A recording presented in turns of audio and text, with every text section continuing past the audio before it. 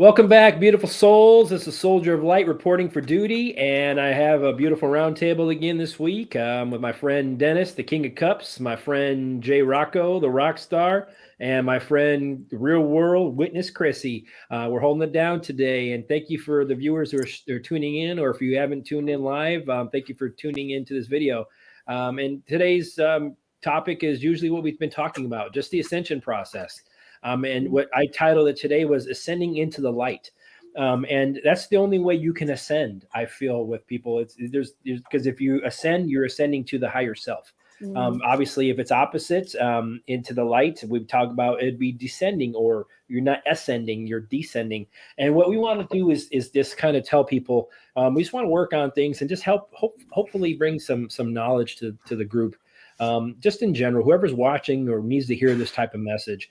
And I know that as my journey has been going on, and to this day, I still have things that made me go, wow, did that just really happen to me? Or do I understand these things? And I'm pretty sure that as we speak today, I'm pretty sure that you guys, even with this journey that we're making some understanding with these things. We're slowly getting these pieces put together, but I'm sure that there's still a lot of you, even in this group that we're this roundtable, that still get these moments that are like, what did that just happen to me? What? And I feel like the more we talk about these things as they come up, the more balance we're going to bring to people. We're going to make people. I feel like what my job. I know I can only speak for me personally, and I'll let you guys all jump in and speak. I feel like my job is to help push this information out, because I've been going through these things for so long. Just like Dennis mentioned, he started his journey even before me, but I've always been in this journey since I've been a little one on this planet. So, and I feel like these things that have happened to me are things that I wasn't able to speak of, as we mentioned before, with other people, because it's been something we've been told to put away, something that we told us, we've been told not to talk about these things. These things aren't right. And I'm getting goosebumps right now, just even telling you guys these things. Just telling me that this is how the spirit wants me to connect.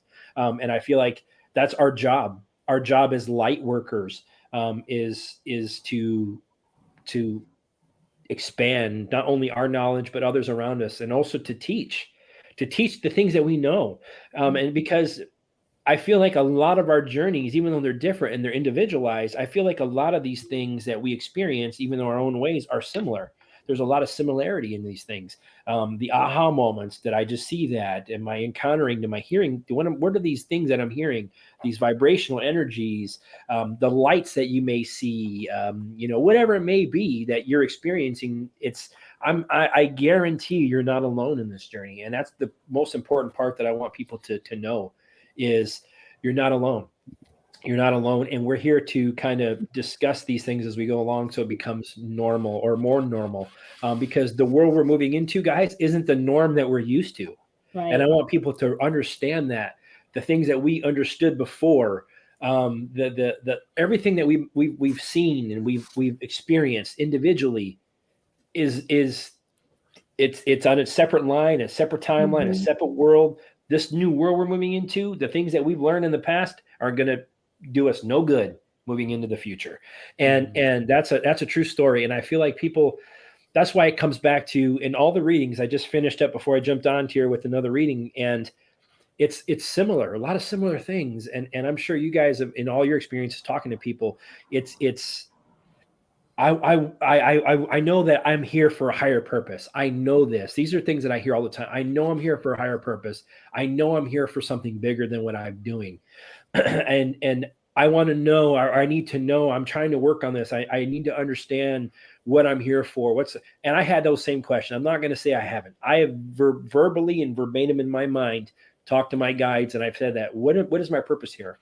I've asked my cards myself. And a lot of times, even asking my own cards, I get an answer that I may not understand, because they're not going to tell me the full answer when I'm asking myself, because I can hinder that energy. So I want people to realize that don't push. I'm seeing a lot of people trying to push and push and push. Like, all these people have all these beautiful experiences, like Soldier of Light, Jay Rocco, the King of Cups, Chrissy. You guys have all seen these things. You've had all these experiences, all these people who are around us. Kristen, Jason, we've had all these dreams, Ishmael, all these big names that people talk about all the time. They're all on their own individual journeys. But I know all of you, as I've seen a lot of these comments, a lot of these things that have gone on, I feel so wholeheartedly that we share these experiences. There's a reason why we're experiencing them, and the people that we're coming in contact with is a reason why we're in contact with them. I feel it is to have that similarity or that same continuity of things. And I was kind of wondering, what do you feel there, Mr. Dennis? If you wanted to add to that, how do you feel about that situation? As far as, do you feel like that's exactly what was meant to be? Why we've kind of all been brought together for a reason? Oh yeah, it goes along with there is no coincidence. Everybody has a purpose, and if there's a purpose for everything, then there is no coincidences in life. Ascensions always, as far as purpose goes, I think it will depend upon the individual. I think we all have our own unique perspective, our own unique purpose, and whether or not we understand them may come later if they haven't found it already. I don't hear from guides. I usually just know what I'm doing, what my purpose is. It may not come right away. It comes later on. But I know what my purpose is now. I know who I am, what I'm doing. So we'll go from there. I agree. And you want to hear the funny thing? Right when you said, I don't hear from my guides, your lights lightened. As soon as you Well, said yeah, that, I I don't hear get from my that, guides, your but lights they brightened. don't talk to me. Oh, they're talking to you. Yeah, You're yeah. manifesting. Yeah, you may not Oh hear, yeah. but you're manifesting. So that's exactly. So I agree with that. And actually, right when you finish your statement on that, Dennis, your lights flickered again. So it's like when you chant, that's the way you're channeling. I feel when we speak, a lot of times we're channeling. I feel like we channel the higher self, and we think it's us thinking in our brain. But I feel a lot of times we channel the energies around us, not only just our higher self, but the guides that are around us, or however you want to call it. Some people call it energy, some people call it spirit, some people call it your guides or angels. But I feel like that's the reason why when you just literally said that one comment about, I never hear from my guides, you may not hear, but as soon as you said that, your lights flickered. So they're telling you, hey, we're here, man. We're here. You may not hear us, but we are here and we're giving you your sign. So, and I feel I like know that's, back in like the 90s, before I had that first experience where I gave my life to Christ, that I audibly heard, and that's what I keep reaching back for, is that audible voice, but it doesn't come anymore. So now it's just like this flickering light. your camera is all like blurry right now to Yeah, me, at least it on is. my Is it? end. As soon as My you end looks pull clear. energy, you're pulling energy, man. I'm telling you, like it's pretty amazing. So, what is your? I like to, since you're the new one to the group, and I'll hit you up after that one, Jay. It's how do you feel about that, Chris? As far as the journey goes, and us all Well, kind of coming together.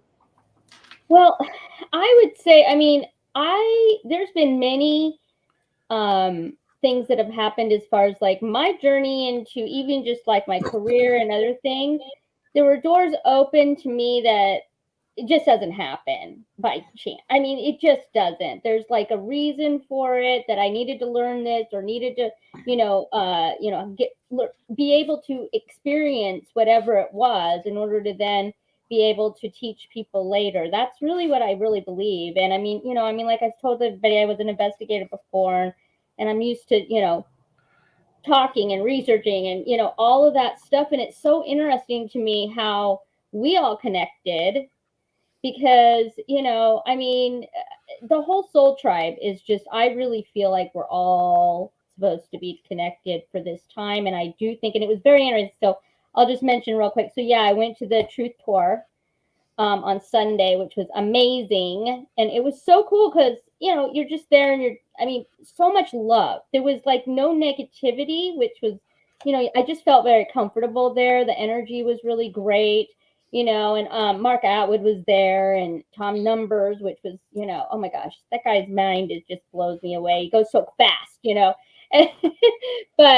Derek Johnson was there, and Jason Q, which he was adorable. Love him.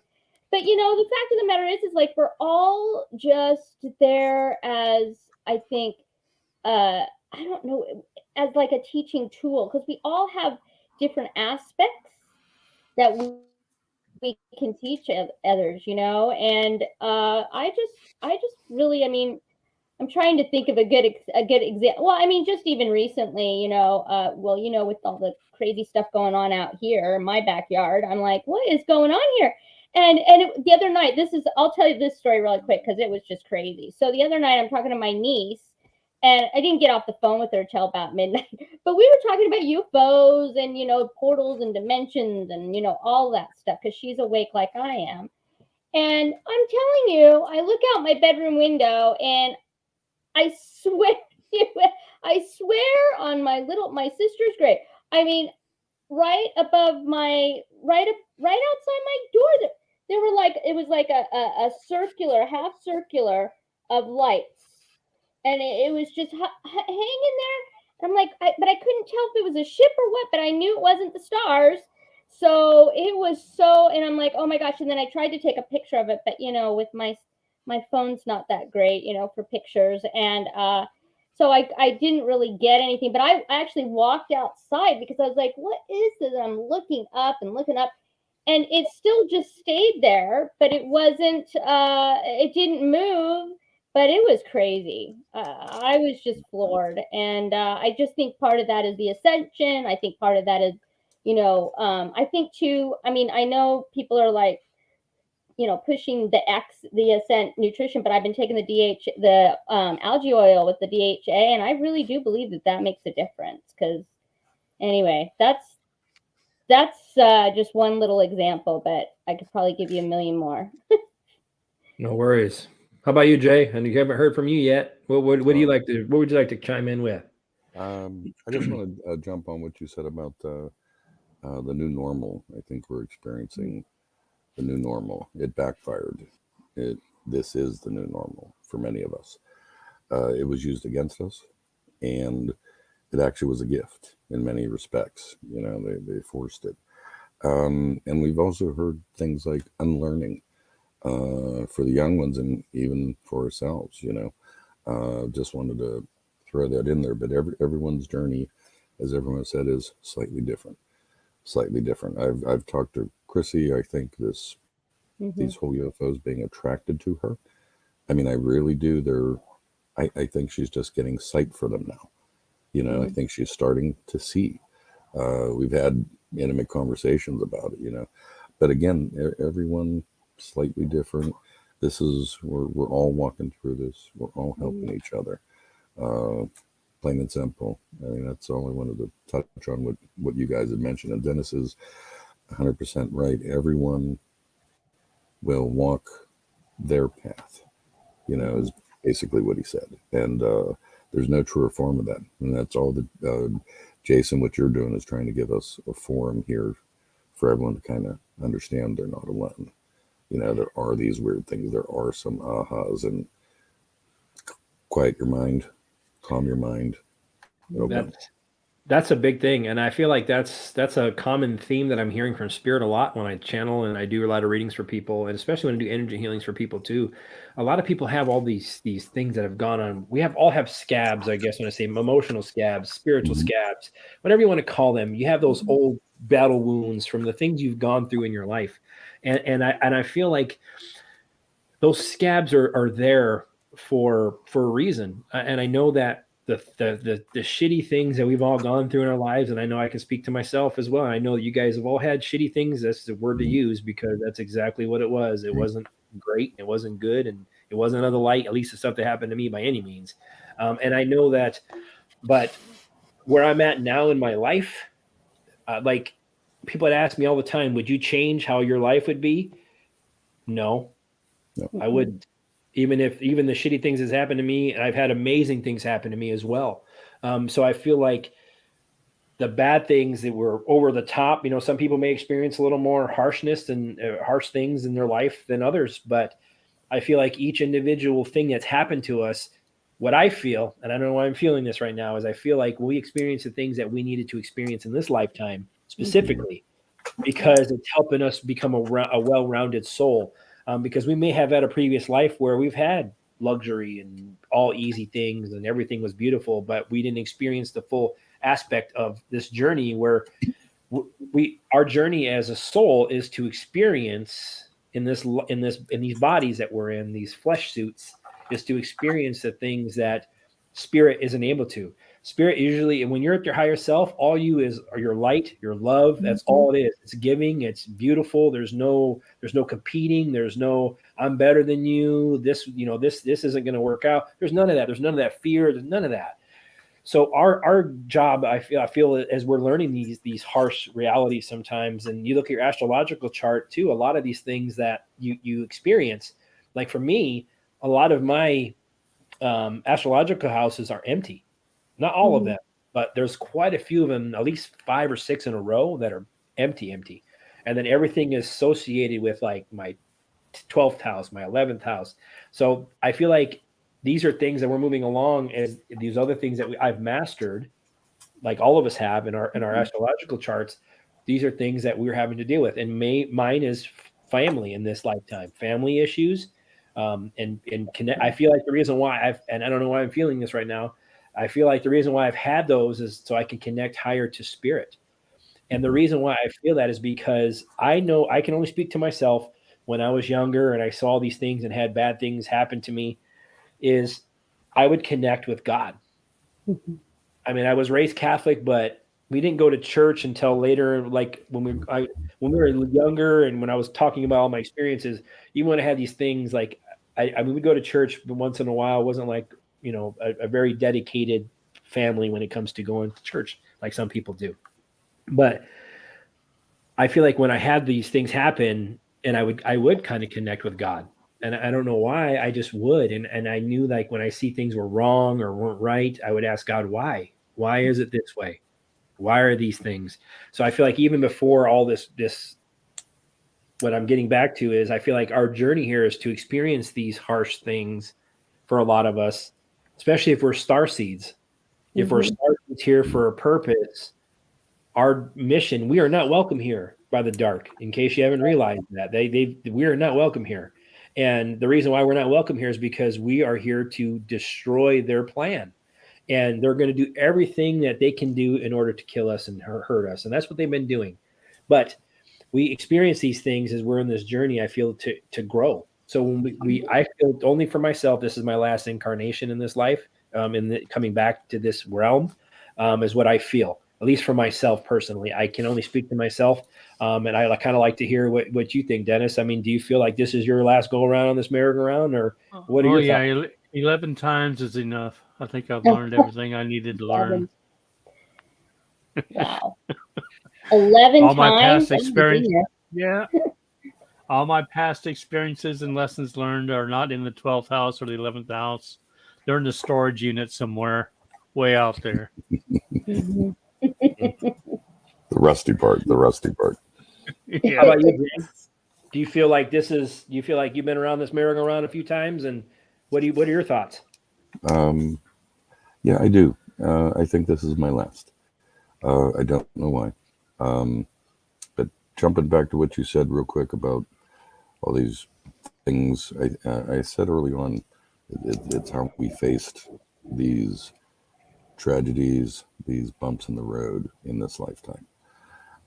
If we hadn't done it the way we did so, we wouldn't be here at this level, is what I'm getting at any level for that matter. If we did something wrong, it wouldn't have worked. But yeah, I do feel I think this is my last one, but I always have a sense of traveling, like I'm traveling back and forth. I have mentioned that to you, Jason. It's this travel. I don't think put it this way. I think these are jobs, not so much jobs, but it's what we're born to do And I think at some point I have a time where I am traveling. We can jump off of that if you wanted to, Jason, at any point. But I just wanted to mention that about the how we face these things, because a lot of people out there have faced so many tragedies. I don't keep it a secret.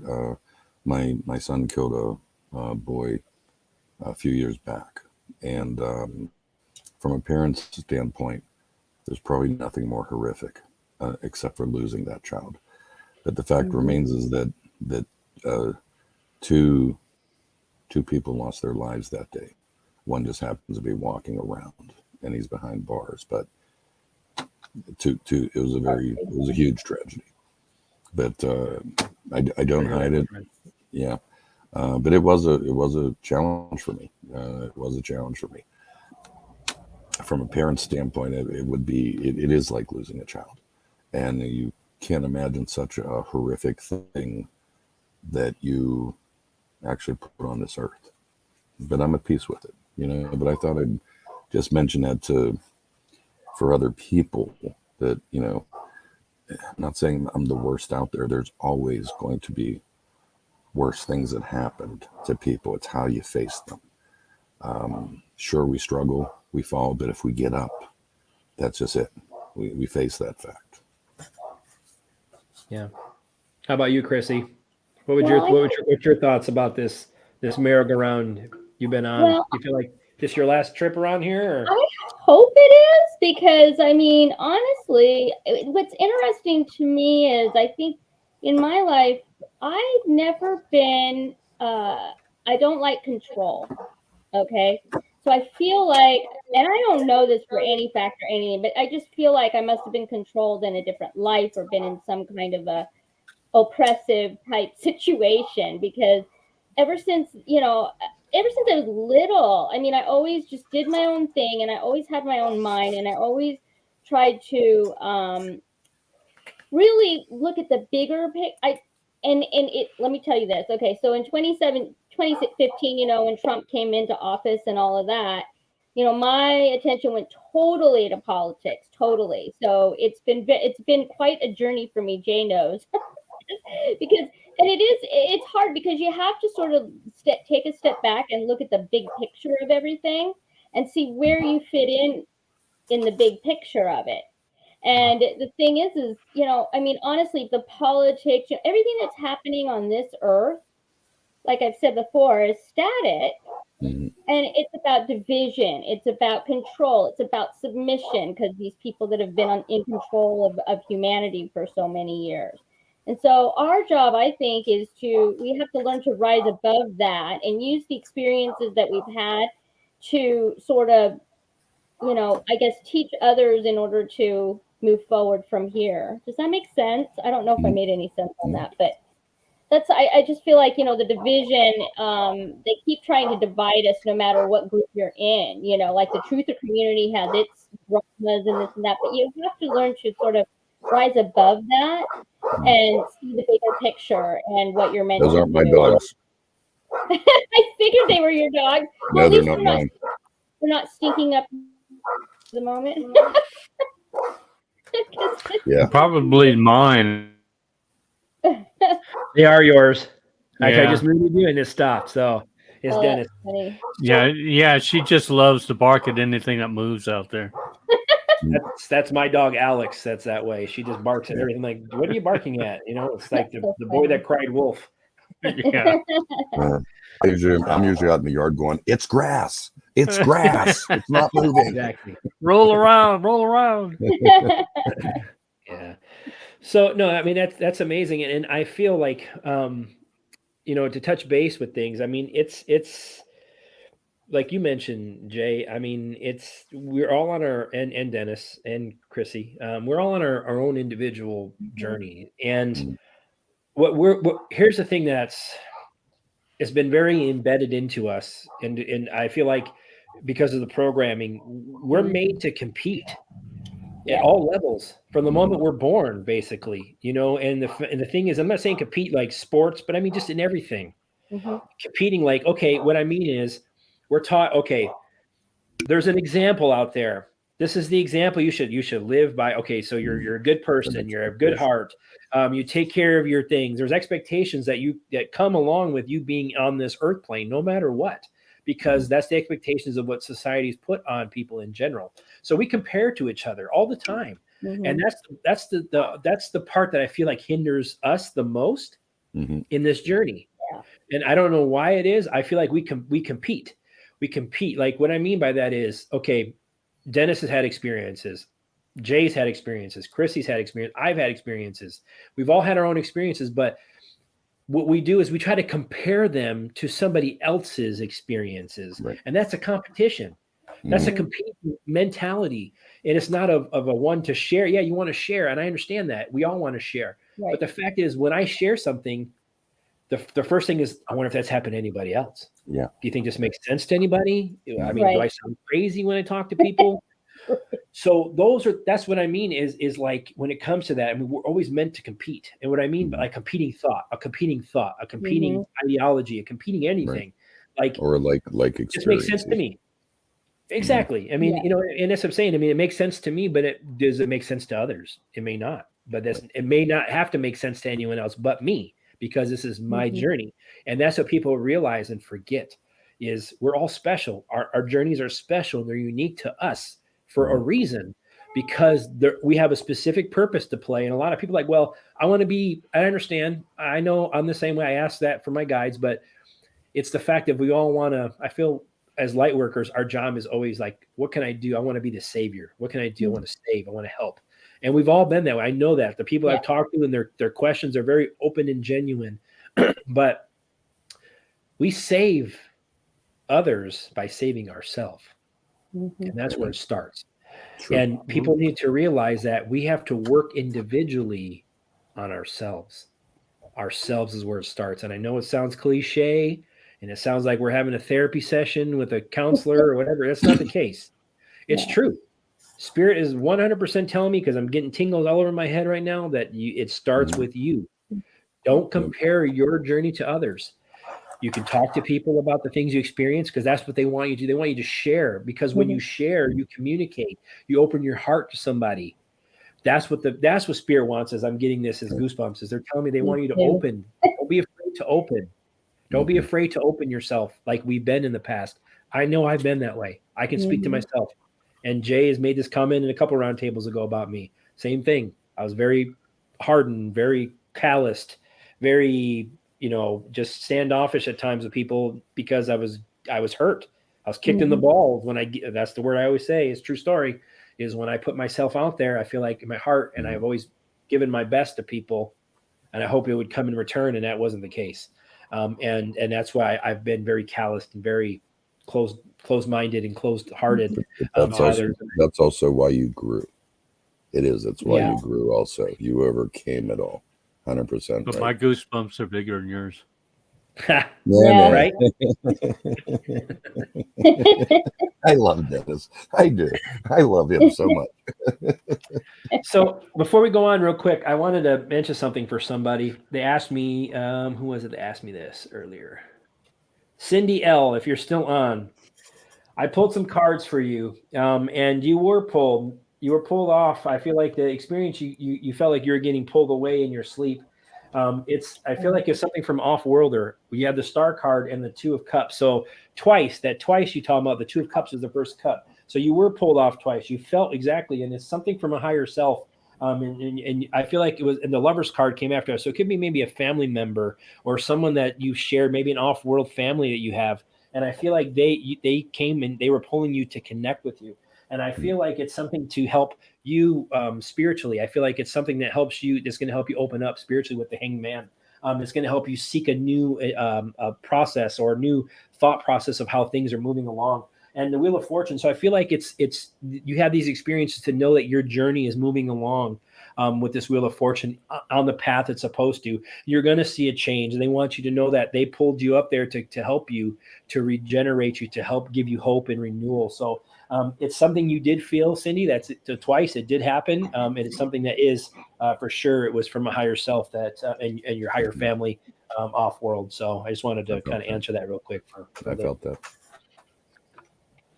So, but that's something people told me too. I mean, I've had a lot of people tell me about these issues with things with UFOs, and I know that Christy is becoming our resident UFO person, Jeez, literally I guess. because where she's at. I've seen. Right back. All right, no worries, man. I've seen two UFOs in my life, personally, different times, and I've also seen Bigfoot. And I mentioned before, like in the roundtable with, in a live chats like Kristen's channel, all that is, we are chosen. When we see the things that we see, our energy is connecting with. There's a reason why we see those things, and I mean, not everybody has seen UFOs. Not everybody has seen a Yeti or whatever you want to call it, a Bigfoot or whatever, something that's out of the ordinary. I mean, crazy things, right? And I feel like our energy connects, and I feel like we were able to handle those things. What I feel, and I'm going to let you guys chime in too. I feel like these experiences that come to us, I feel like when they do come to us, we're in a place, even if it feels a little unnerving or a little like, wow, what did I just see? I feel like we are in a place spiritually and our vibrational wise to be able to accept that. That's what we just saw. It may make you have some questions, but I feel like energetically, the reason why you're able to see that manifest and you're actually be able to connect with it is because you are vibrationally at that level to be able to see those things. So I mean, I don't know. I mean, what do you think about that, Mr. Dennis, about if you happen to see, have you ever seen a UFO or anything like that? I mean, that's something I would, no? Okay. No UFO, no Squatch, no Nothing, leprechauns, no fairies. Yeah. How about you, Jay? Have you seen have you seen UFO? I want to say yes to that, but I can't prove it. I want to tell a unique thing that happened to me that Jason had asked me about one point when I was going through this learning curve of Hell Week, I call it. At one point, I couldn't see my shadow. I was in the hot, blazing sun at the pool. There's the table. There's the shadow of the table, the shadow of the umbrella. There's no shadow of me. Now, me, like an idiot, I lift my feet like, where's my shadow? I mean, how I mean, this is kind of how ridiculous it was. And I'm looking around. There's only two people in the pool, and I'm like, okay, that's new. Right. Went about my business, looked back, still wasn't there. Wow. Got in the pool. When I came out of the pool, shadow's back. Something completely odd. And my friend Ben Thompson, which I think I saw Miss D in the chat earlier. Yeah, she's here. I had shared a thing with Jason about Woo Woo Dude's significant other. She had told me about Australian type things, heritage, and Ben Thompson had told me that the shamans of the day used to be able to hide in their shadows. So it was kind of really unique thing, and I shared it with it, and it's kind of like, again, who can we tell these things to? Hey, didn't see my shadow. Anyone else? Got to go with it. You got to go with it. Real quick before I go to you, Chrissy, just real quick if I don't forget, when you talk about the shadow, not seeing your shadow and being able to travel between worlds. Here's what I pulled. I pulled up the gematria. Yesterday was, I forget what I was. Okay, so I'm going to talk a little bit about how connected things are even more. And I hate to. I don't. It's crazy that the synchronicities and the things that I'm picking up on that I never would have even gave two shits about back in the day. I look at things way differently than I do now. Everything I look at, I'm looking at it from a higher view perspective, not like narrow-minded, like, oh yeah, look in front of me, that's amazing. I don't look at that. I look at the picture, I look at the little things around it now. I'm looking at everything instead of just focusing on the blinders, what's directly in front of me. So I started going through, okay, so I've done some investments as far as like a lot of people have, the digital currencies coming up, XRP, stuff like that. So I was having to go through my wallet yesterday, and I was looking at some of my investments, and during XRP, I saw the number 4446. Don't know why. I just saw that. That's what happened, came up at the time.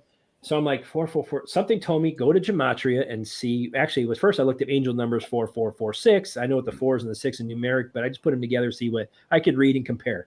So I started going to that, and then I started reading some things, and then I put in, let me put in 4446, and usually I type the words out, but that gives you different values. So this time I just typed the words out, or the number 4446, and it started going down this path that I go down, and it's things that resonate with me or they don't. Well, something that came up during my wormhole that I was down yesterday when I was going through, something came up in one of the calculations, and it was for the number 4446. Wow.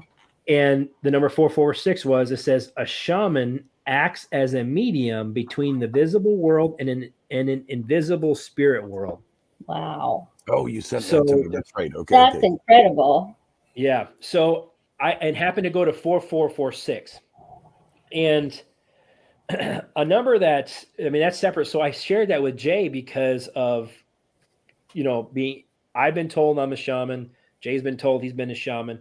It's just a generic term. And I feel like when I read that, it resonated with me so much. I'm like, because I know I travel, and I know Jay coming back to I didn't see my shadow.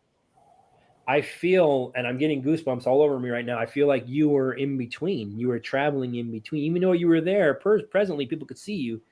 Your spirit was traveling. And that's the reason why your shadow raised up you couldn't see it, because your shadow was above your body. So, and I feel like just got chills on that one. I just got chills. That makes sense. Yours are my goosebumps are bigger than yours.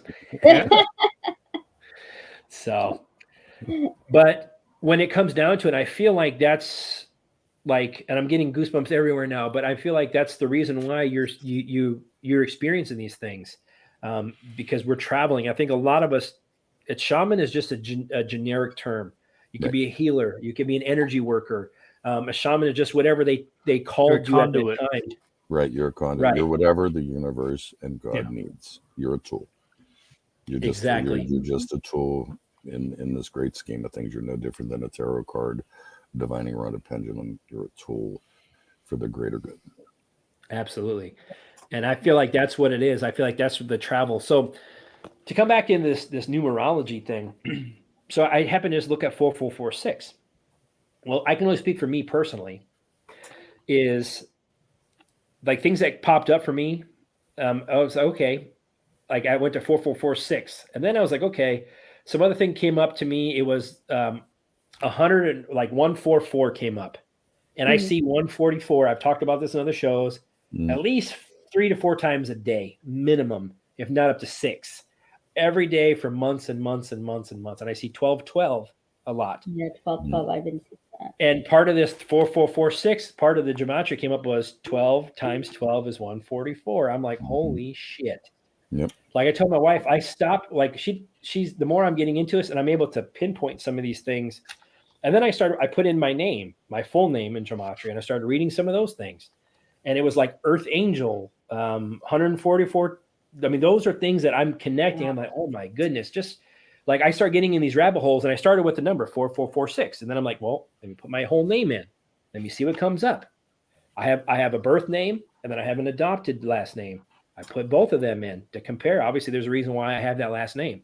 Right. So I put them in, and I connected them all. And the amazing thing, if I would suggest, if you haven't already, even if you don't know or nothing about or nil about diddly, yeah, diddly squat, diddly squat, diddly. Exactly. It was the dog. It was the dog barking. I'm backwards.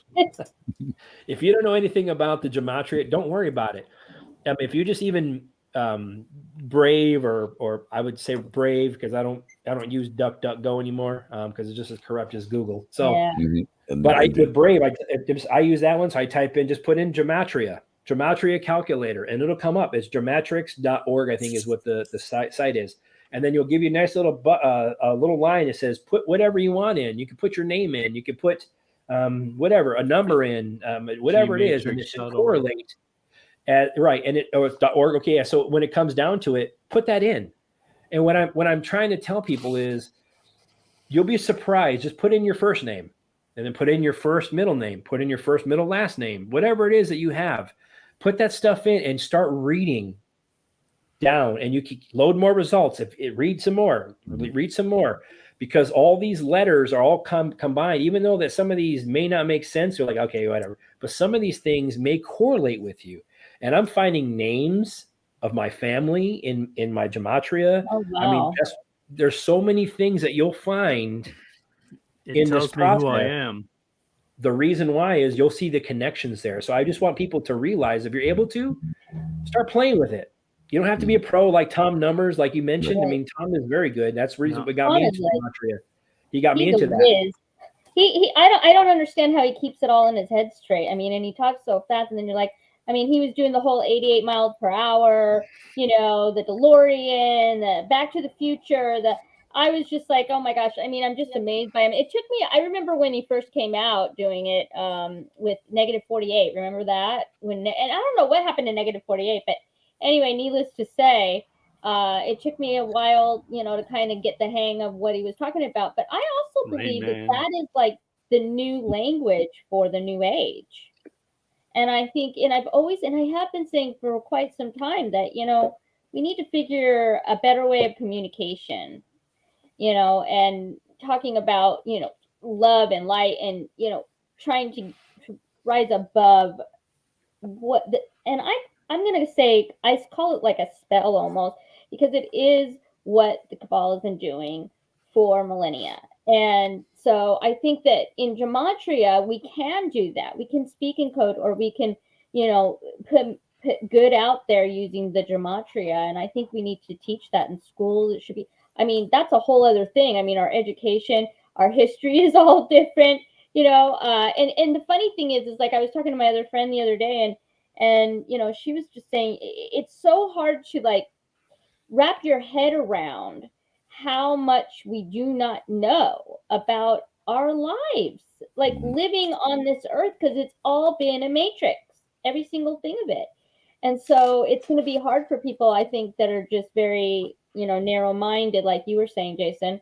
It's going to be very difficult. And so I think our job as the light, if you want to call us a light worker or whatever, is to kind of help them expand their mind a little bit, and look at some of these things, because they're amazing. I mean, everything that happens, there's always every day there's a new door that's open, and I think that you have to learn to just trust in universe, in God, in whatever, in your journey. That's the key that I've learned over my life. I mean, you know, when I just say, well, whatever's going to happen, I'm not doing anything, you know, I'm just going to be myself.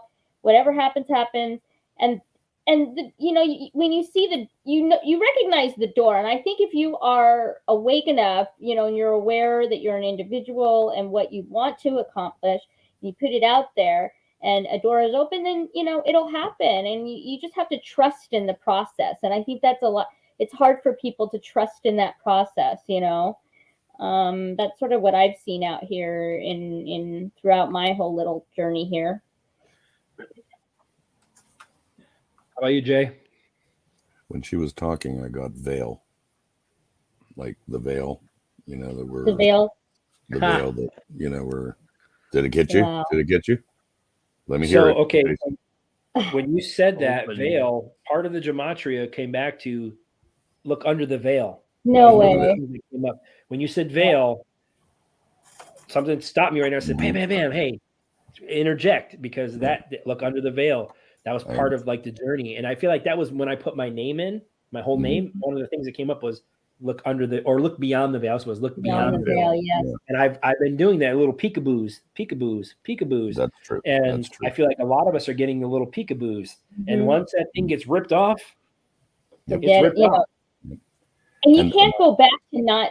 This is the thing that's funny, is once you see it all, you can't go back. You know, as much as I used to love, I mean, I was just enthralled with all TV, you know, all growing. I mean, I was always a TV person, new shows, all the big shows out there.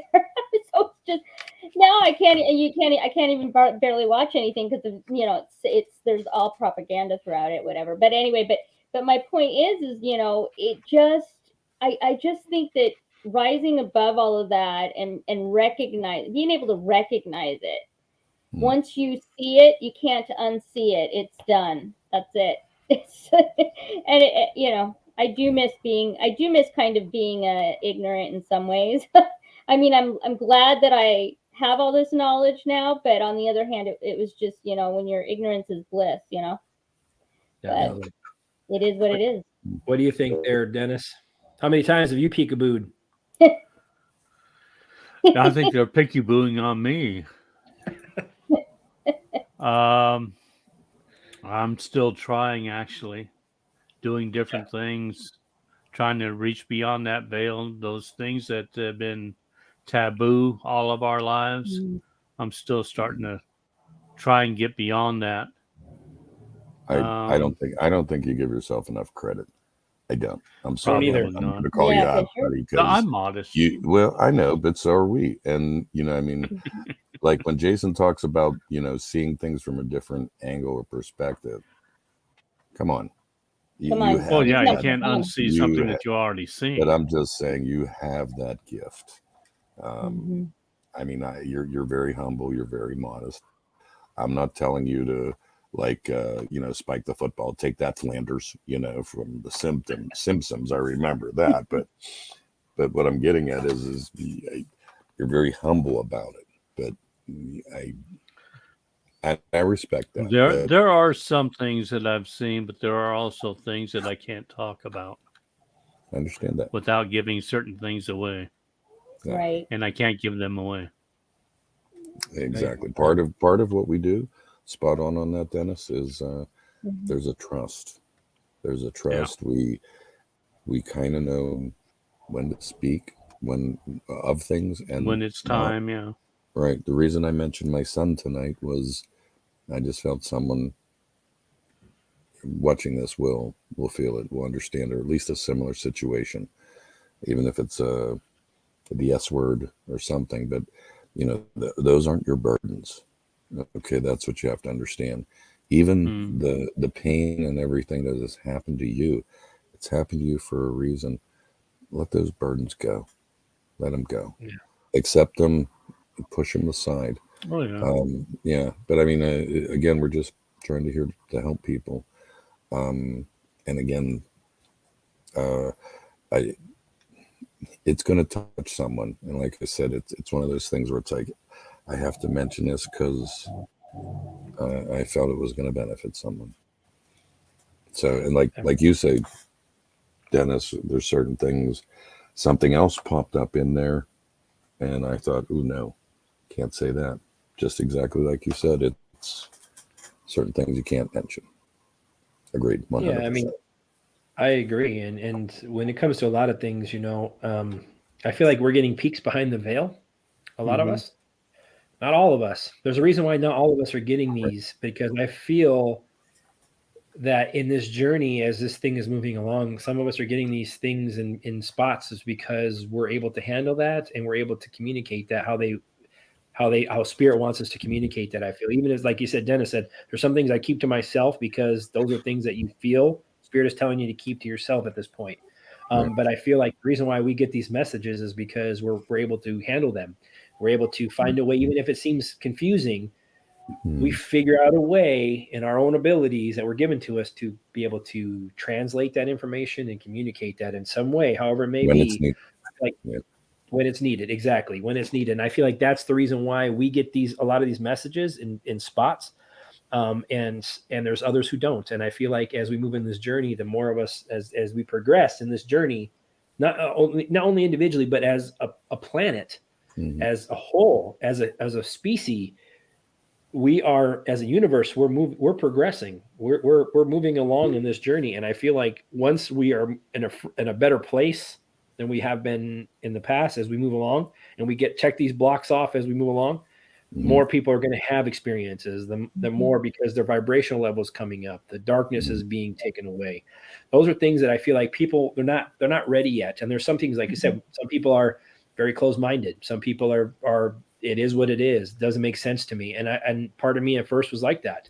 And I'm the opposite of you, Chrissy. I know when you mentioned earlier, that part of you wishes you didn't know some of these things. And at first I was like that. First I was like, Yeah. shit. I mean, I just learned like my whole life has been a lie. Mm-hmm. I went overseas twice, and I was doing things for evil people, Right. you know, and those are things for me as a veteran or whatever in my journey that is the hardest thing for me to swallow, is that part of it. But when I look at things now, is I notice where I was supposed to be. And when it comes down to it, like I said, it's I release these things, and I'm so thankful now that I'm learning the things that I learned. And there's a burden that comes with that. Yep. 100 or 1,000%, whatever it is, Jason, 1,000,000%, whatever. There is burden that comes with that, or however you want to look at it. There's a response burden. I don't want to use burden as that word, because that's a lower frequency word. I want to say the responsibility that comes with it. That's the word. Yeah. Because there's a responsibility that comes with it. And I feel like that's where we are. We're making these steps, and that's why certain messages come to certain people for a reason. And then when you find out and you come to these like-minded people that we're being connected with, that little piece of a message that you got may connect with somebody else's little piece, and so on and so forth. And all of a sudden, that one little bit that made no sense to you, when you get pieces together, you can put a little story together. And that's the spirit world and God and everyone telling you, hey, things are moving along. And if I wouldn't have had the dreams and the visions that I've had years ago about what was going on in this world, when I asked specifically and I got the specific answers from my guides that I needed, there's been some times where I would have some super huge doubts on how things are progressing at this time. But as the more I've gotten these things, that's why when I mentioned, it comes back to certain people get certain messages from the guides in order to communicate that. So that's what I've been communicating. I'm telling you, I've seen these things. I've seen it. I know where we're going. I've seen the victory, and other people are chiming in. And it's like, I'm saying that, right? You see the flicker? We're winning. Well, they usually tell me when they want something said. Well, they don't tell me. They show me. You feel exactly. it. Yeah, you're shown. Yeah, you feel it, and then it comes. It's like my writing. When I write, I will start off with the subject because that comes into my mind, and then they take over because I don't know anything about what I'm writing until after I'm done. That's how I write, and that's how I got such a big following on Facebook. Is because of that. Do you do automatic writing, like channeling, and you just start going, or what? It just comes. Well, I get the urge to write something, on a certain subject, and then I just start writing and don't know what I'm writing. So yeah, I guess it's automatic writing. Yep, you're channeling. That's how you channel. So you may not hear what's going on in your ear, but I feel and I write. Exactly. So you're translating that in your own way. And that's what, I mean, same thing. Like I use tarot cards. Sometimes I hear, I'll hear, but I don't hear, if that makes any sense. Yeah, I know what you mean. All of a sudden I get this thought that comes into my mind, like somebody's talking to me, but I don't hear it. And I've had dreams or experiences where I'm hearing like vibrational pitches, like different, like somebody's talking, like, hello, how are you doing? Like I can hear the pitches and but I can't understand what they're saying. So that's a gift. I keep looking for smoke signals, but they never come. I have smoke signals, but it's not from. It's from the sage. Never mind. My special sage, no. But I mean, seriously, I mean, we all have our own experiences, I mean, like Jay. I mean, Chrissy. I know you're getting into the tarot cards, and I know Dennis. I know you use tarot cards in your own way. I know you have your own, and I know Jay has gotten into the rods, and I do mostly pendulum though. Nice. So I mean, that's amazing. It's whatever it is that you use. It's just a way of channeling, and I feel like the reason why I use that, my tools that I use, is because I have so much conflicting information or so many things that I get. It helps me kind of narrow in a little bit more from that person. Is why I can use, because if not, I have so many racing thoughts and spirits all over me. It's amazing. Like I have to kind of hone it in. So that helps me kind of hone it in. And the more, and eventually we'll outgrow these tools. I know we are. Yeah. A lot of us, we're going to outgrow these things. In certain areas, I think we already have. In certain areas, I think we already have. Absolutely. And I know telepathy is something that's coming. Oh, yeah. And when you mentioned how we speak, Chrissy, and I just want to hit about that, we're going to change how we speak in the future. And the reason why is the quantum language is coming with the quantum. Our brains are quantum. And I watched that movie. I don't know if you ever seen the Elysium movie last. If you've seen that, I've never seen that. No. But strange movie.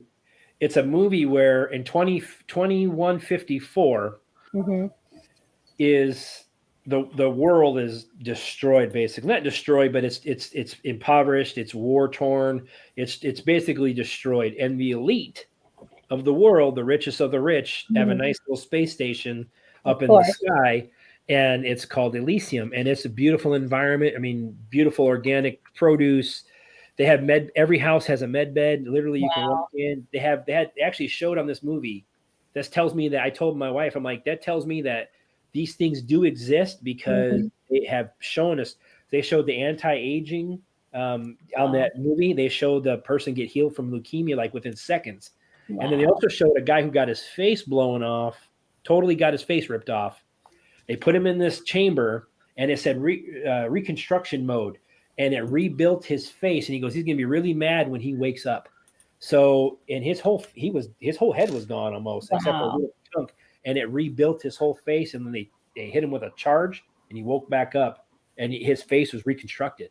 So that tells me like these things about when these med bed things we hear online and things like that, reconstruction of limbs, helping people heal things, that stuff. And people, it's just gibberish. Or that stuff, something that people talk about that's they may not exist.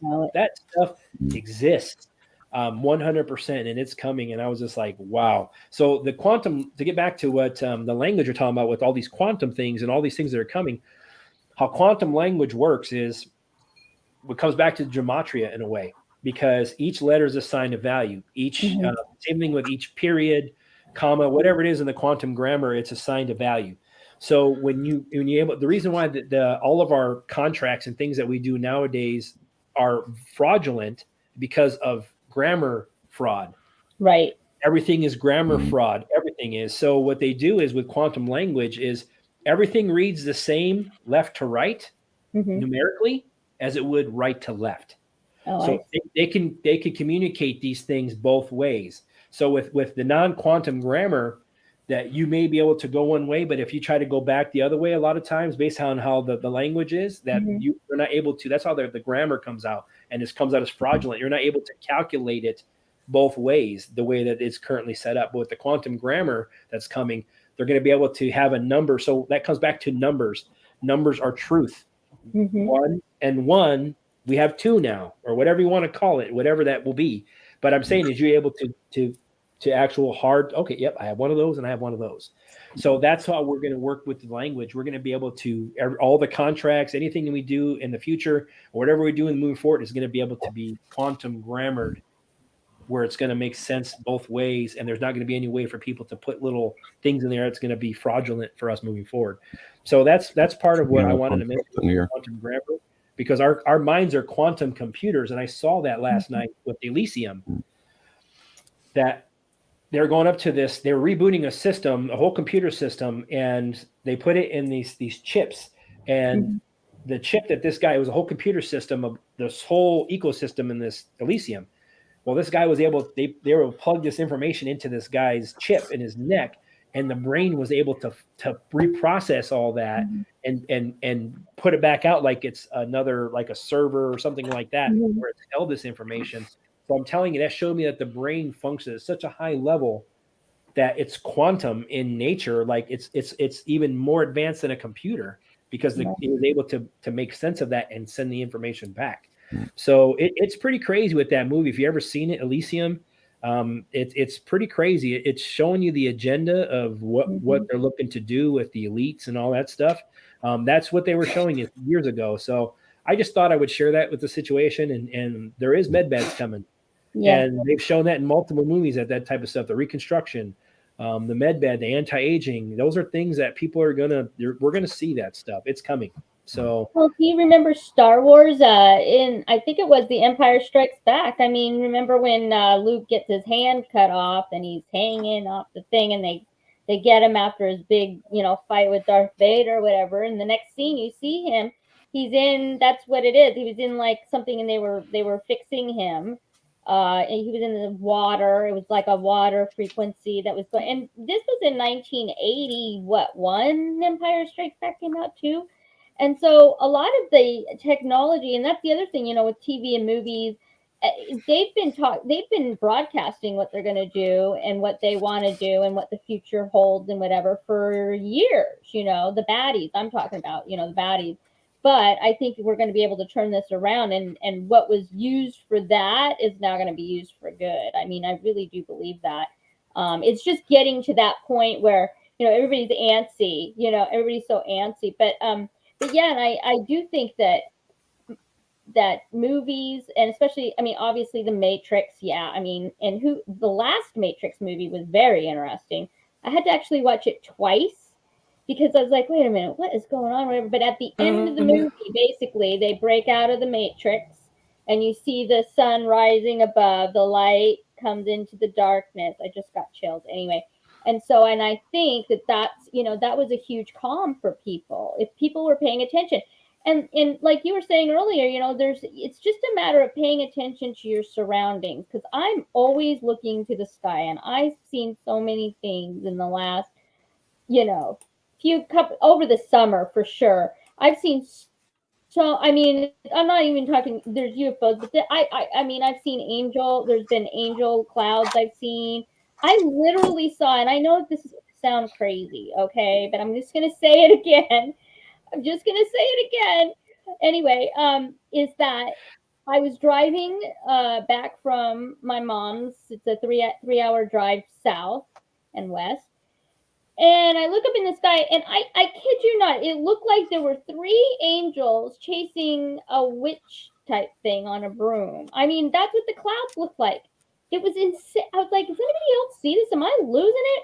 What is going on? If I say anything, people are going to think I'm a nut job, but it was insane. So there is a battle going on, and it's all around us. And I think if you really pay attention, and yes, I think that the universe, God, creator, whatever, they do send you messages. You just have to be open and aware and willing to receive it. And that's sort of how my summer has gone. It's been incredible. I mean, I'm glad that I live out here now, because there's been so much stuff going on. It's just crazy. But yeah, I just wanted to mention that.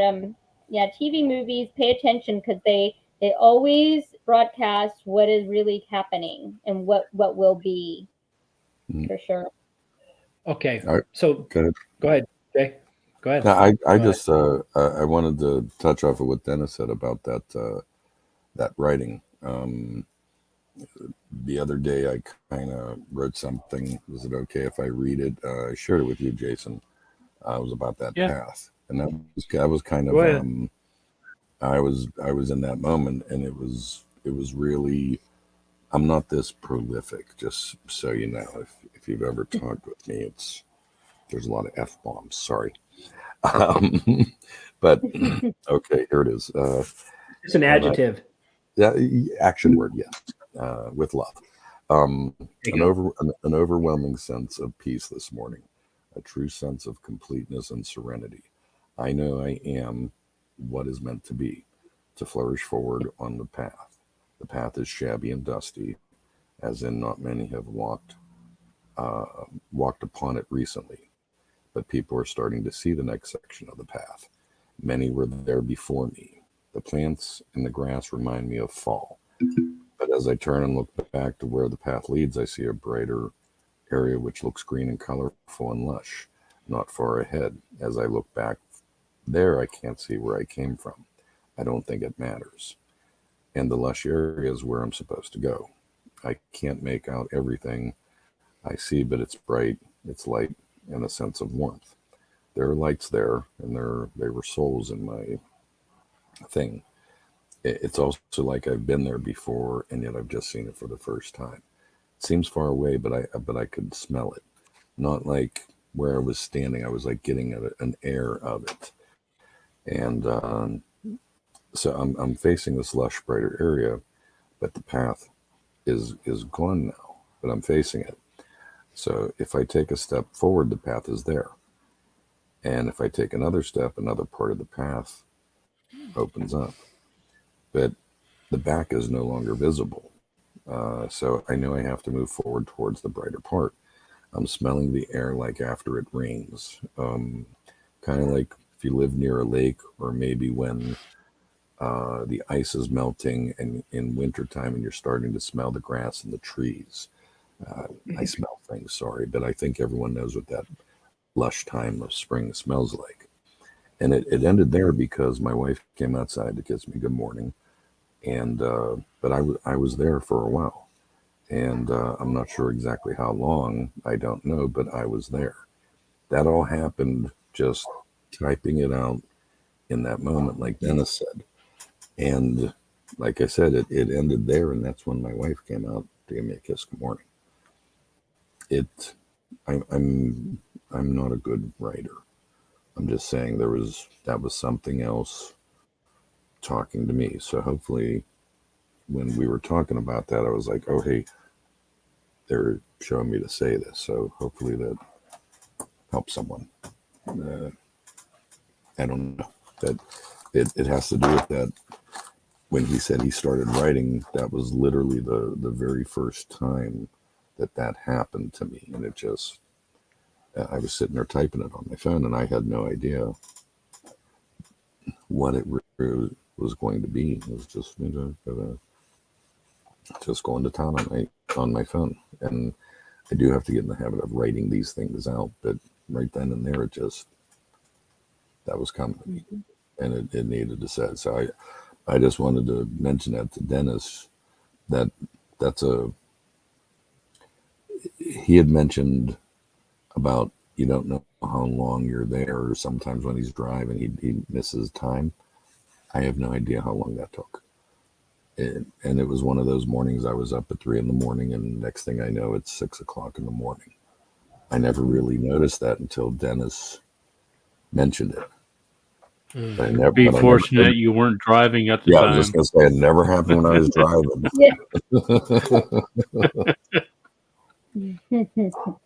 That's all. Just share. Sorry.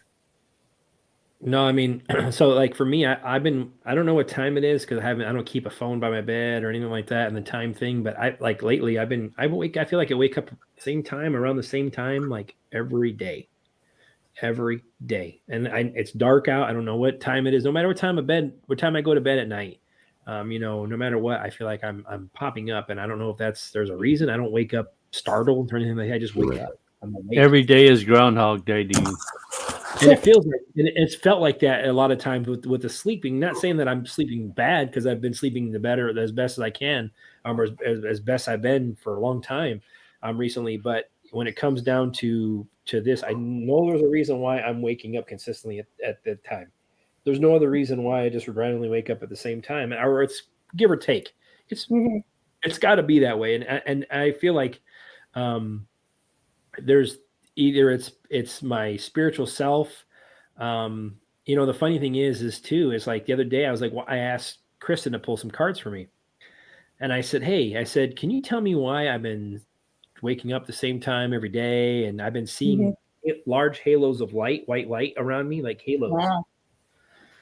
And so she says, those are angels that are around you when you see the halos of light. They're big ones. They're not small. They're big. And So she cool. says you can see them, and I can see them. I see a bunch of lights now. Like I've been seeing more visible lights, like dots or halos. Orbs. Yeah, but I can see them visually, like literally. Yeah. And all of a sudden it'll appear, and it'll disappear, and so I'll notice it and I'll smile. But when I asked, I was like, she says, you have angels around you. And she goes, the reason why you're waking up at the same time, she goes, I feel like you're battling the Dracos. And she told me, I feel like you're battling the Dracos. And she goes, I feel like they're coming after your wife. Oh, geez. And your beautiful wife. And I was like, she's like, so I feel like you're waking up and you're a protector of her, and you're a protector. So, and I was like, that makes sense, and she's like, because my wife is always told me since she's met me, I can't sleep without you. I feel like without you, I feel like you help me sleep better. You make me feel comfortable. I feel protected. So That makes a lot of sense. When she told me that, I'm like, wow, because I know I've been fighting the darkness, and it makes sense that why I've been waking up. And the first thing I do when I wake up is make sure my wife is next to me or everything is good. Right. I don't wake up I do freaked the out or same anything like thing. that. I just make sure that she's there, and I can at I least reach touch her over. with my foot or my hand. Right, make sure she's there. And I feel like that's just my protective instinct. And it made sense when she told me this. I'm like, wow, Wow. that makes a lot of sense to me. That when it comes to the fighting and the dramas, like the Dracos and all that, so it makes a lot of sense that because Ishmael even mentioned about these off-worlders they're going to start to try to come for females. Excuse me. And Yeah, that was I watched that. I was like, oh my gosh, because I missed it on Sunday. But yeah, that's crazy to me. These people are still existing. These entities. I wish they would just. I'm waiting for that solar flare. I really hope that the solar flare just takes all these these draconian reptilian baddies just off of this. At least our realm. I mean, Yeah. if nothing else, and maybe into another dimension would be nice. Or in my mind, when I see it, I see that they just completely dissipate into just ashes. That's how I look at it. But I'm hoping and praying that happens quick, because we need to get moving forward. I mean, I think people are getting anxious because the whole money system and all that, and I think that the key is to not lose the focus on what the end is. You know what I mean? And it's so hard to get stuck in the mire of every single day and oh my gosh, what's happening? Is the RV happening? Is this, is that, whatever. And the key is that I just think we need to stay positive and look to the future, what we want to build versus, and get people, how we can get people ready to learn that they need to build it. Because a lot of people, they don't even have a clue, like Right. how bad and how entrenched it's all been. And that we're going to have to change so many things, our education, that everything needs to be just completely changed. And that's going to take time. It doesn't happen overnight. But the key is that we have to open everybody's eyes to, first of all, the truth and what's been going on. And then secondly, to like, okay, what's the goal at this point? What's the solution? And how do we move forward from here as a society? And one thing that while you guys were all talking in the last 5-10 minutes, I kept getting in my head, unity, unite. We have to all unite. We all have to stay together. We have to, as a collective consciousness, to try to manifest what it is that we want for the future of our planet. And you have to start thinking. And the other thing I wanted to say is, Jay, when you were talking about how you were just kind of in the moment, you were writing and stuff. It's important to be in the moment when you are experiencing things. It's important for that, but it's also important to then recognize when you're not. I don't know how to say this right. You have to stay in the moment in order to pay it, kind of live. You know what I'm saying? Live in the moment. Don't think too much about anything else. Just let it all come through you. In other words. So I'll be honest with you. Everything you just said about the EBS, the building the new Earth, all that stuff, that is not even in my picture. No, you're not zero. even in. No, You're like, nope, you're done. It's not. It's just the fact that it's not that it's a focus of mine. I just don't see it. Yeah. For me, that's what I'm getting at. I mean, we all get different, right? We all get different levels, and like we had mentioned, it's probably my last time here. My focus is on helping others. Now, don't get me wrong. I have cryptos. I have metals. Those are for whoever's behind me. Yeah. I don't watch them any day. I don't buy them anymore. Yeah, I'm just cool. Yeah, and in fact, when we were starting out, I smelled something when we first got on here. I reached back and I'm like, "Where is that?" It's just it's a watch fob, and I smelled silver. I'm like, "Where's that coming from?" And it was in the little tray there. So, but again, I mean, I pulled it down and I wanted to show you before the show, but you just mentioned it. It was like, this is what I smelled. But I have it around me. But what I'm getting at is I agree with what you're saying 100%. I do. I don't see it for me. I don't know if I'm not going to be here. But my concerns past that, getting people to it, getting people inside. And again, we're all kind of different levels, but I think my job is something different. I like I said, it's traveling. I don't see that earthly aspect of it. I know that sounds odd, but I'll be the first one to tell you I don't care. I tend my garden, I do my house, all those things. My wife, God bless her, she does the bills and all that. So it's not even part of my daily life. I don't spend money like, oh, hey, I have money, it's gone. Wait, I have checks. There should be money there. I usually say, hey, do we have $80, $40, whatever I'm going to do? I don't care because I don't want to know what's there. I don't. Right. I get that that's a little bit irresponsible in a sense. No, but I think everybody has their different road. Not if you got somebody doing it for you. Well, yeah, exactly. And, I'm blessed. I do mine too. No, just kidding. And you have an I'm overseer. That's all you need. Yes, I overseer, hammer, whatever you want to call her. The hammer. Yeah, I like hammer. Just make sure you have a shield. It's okay. It's all right. I can't run fast. She'll catch me. There's no. Even if I had my stick still, I'd be, clip clop. There it is. But yeah, but it just kind of shows how we're different levels, and there's people that are listening to this that are kind of going to resonate with me, resonate with you, somewhere in the middle, someone towards Jason, someone towards Dennis. They're going to resonate more. That's a good. I just kind of wanted to jump on that we're all at a little bit of a different aspect what our focuses are on. And I just thought it was good to show people that, because I used to worry about those things you talk about. They're not part of my life anymore. They're just not.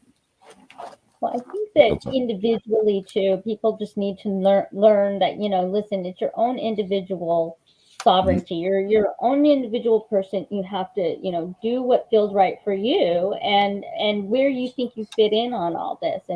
And I think you are, Jade, you're to guide people, guide us, because definitely when we talk, I always feel better. Like, okay, I'm not as crazy as I think I am. Half the time I'm like, because I'm so different than my family. It's like crazy, but anyway. But I do calm you down. Yes, you do.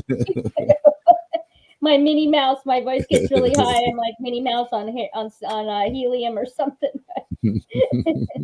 What's the term? Squirrel, something shiny over there. Squirrel.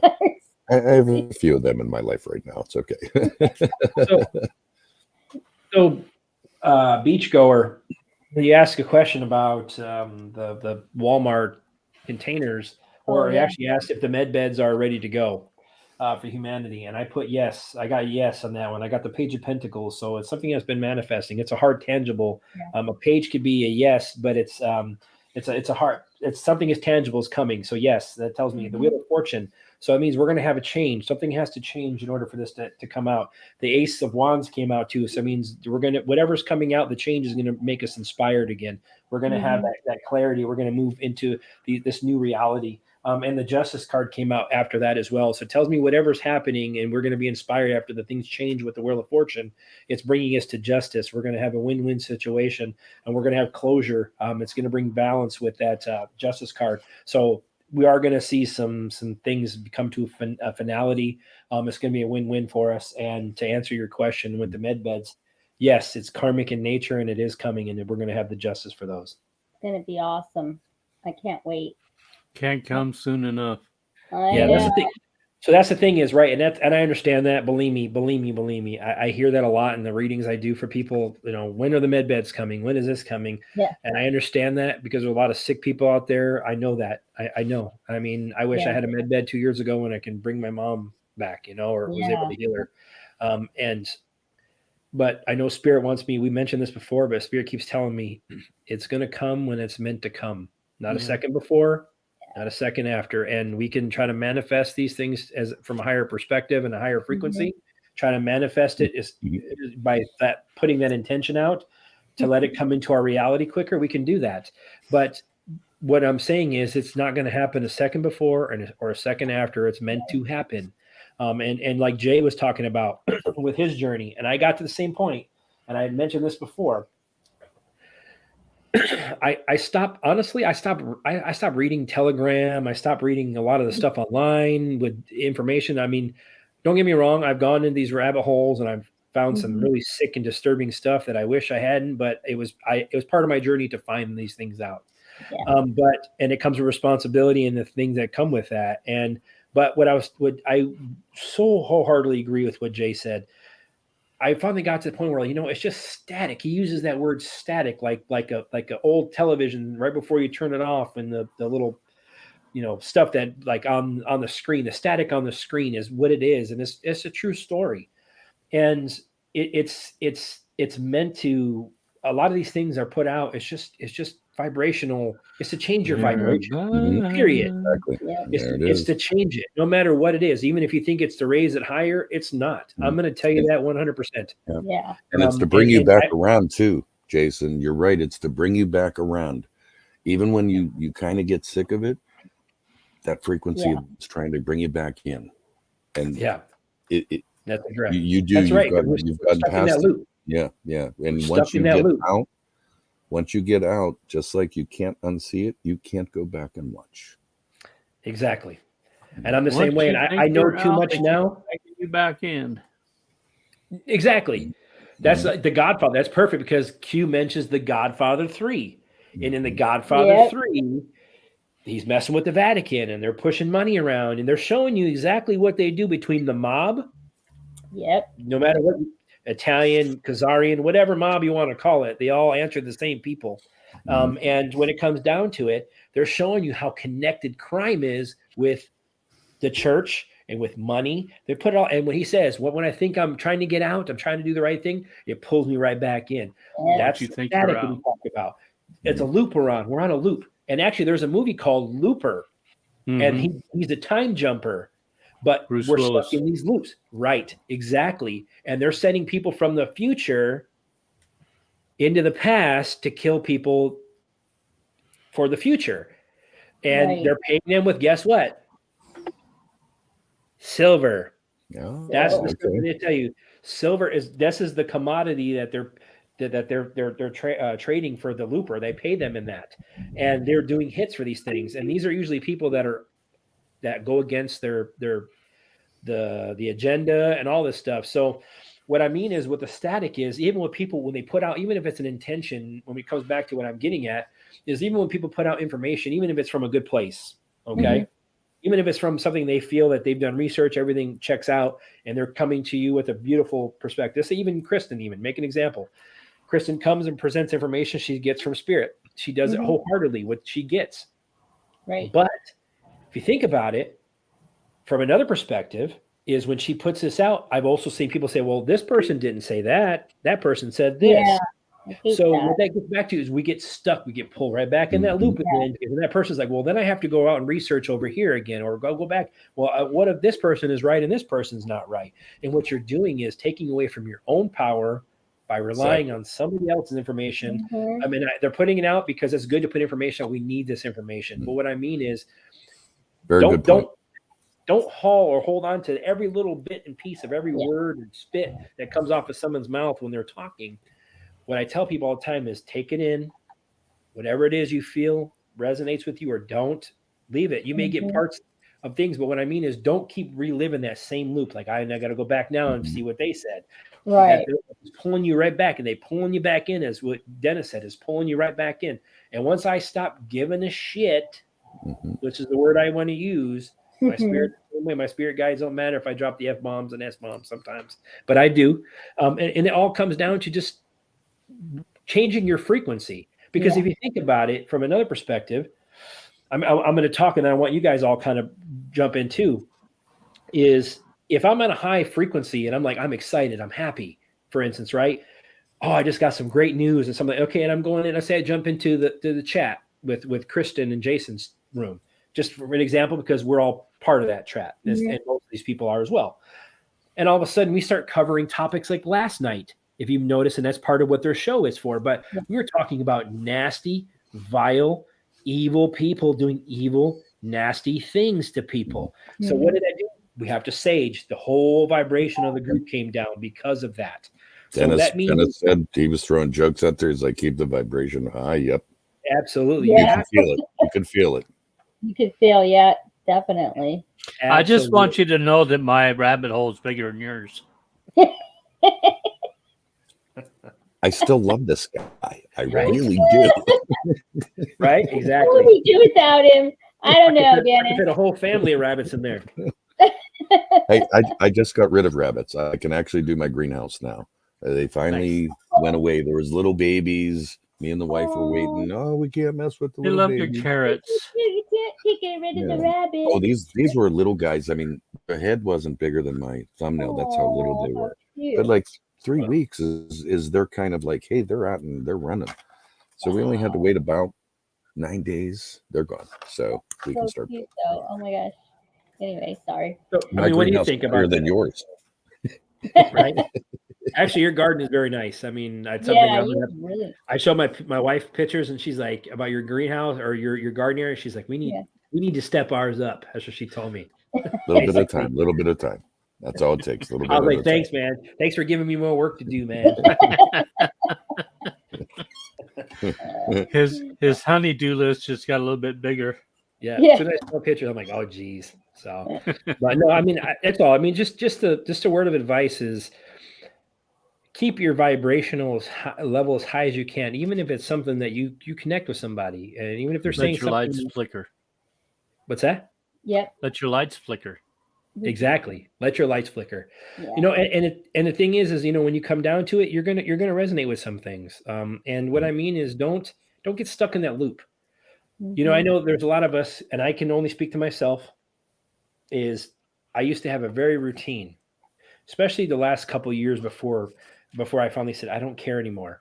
I would get up first thing in the morning. First thing I do is grab my dang cell phone, and I have to go walk and get it now because I changed that habit. It used to be plugged in next to my nightstand, and I changed that habit. I've changed a lot of my habits of things.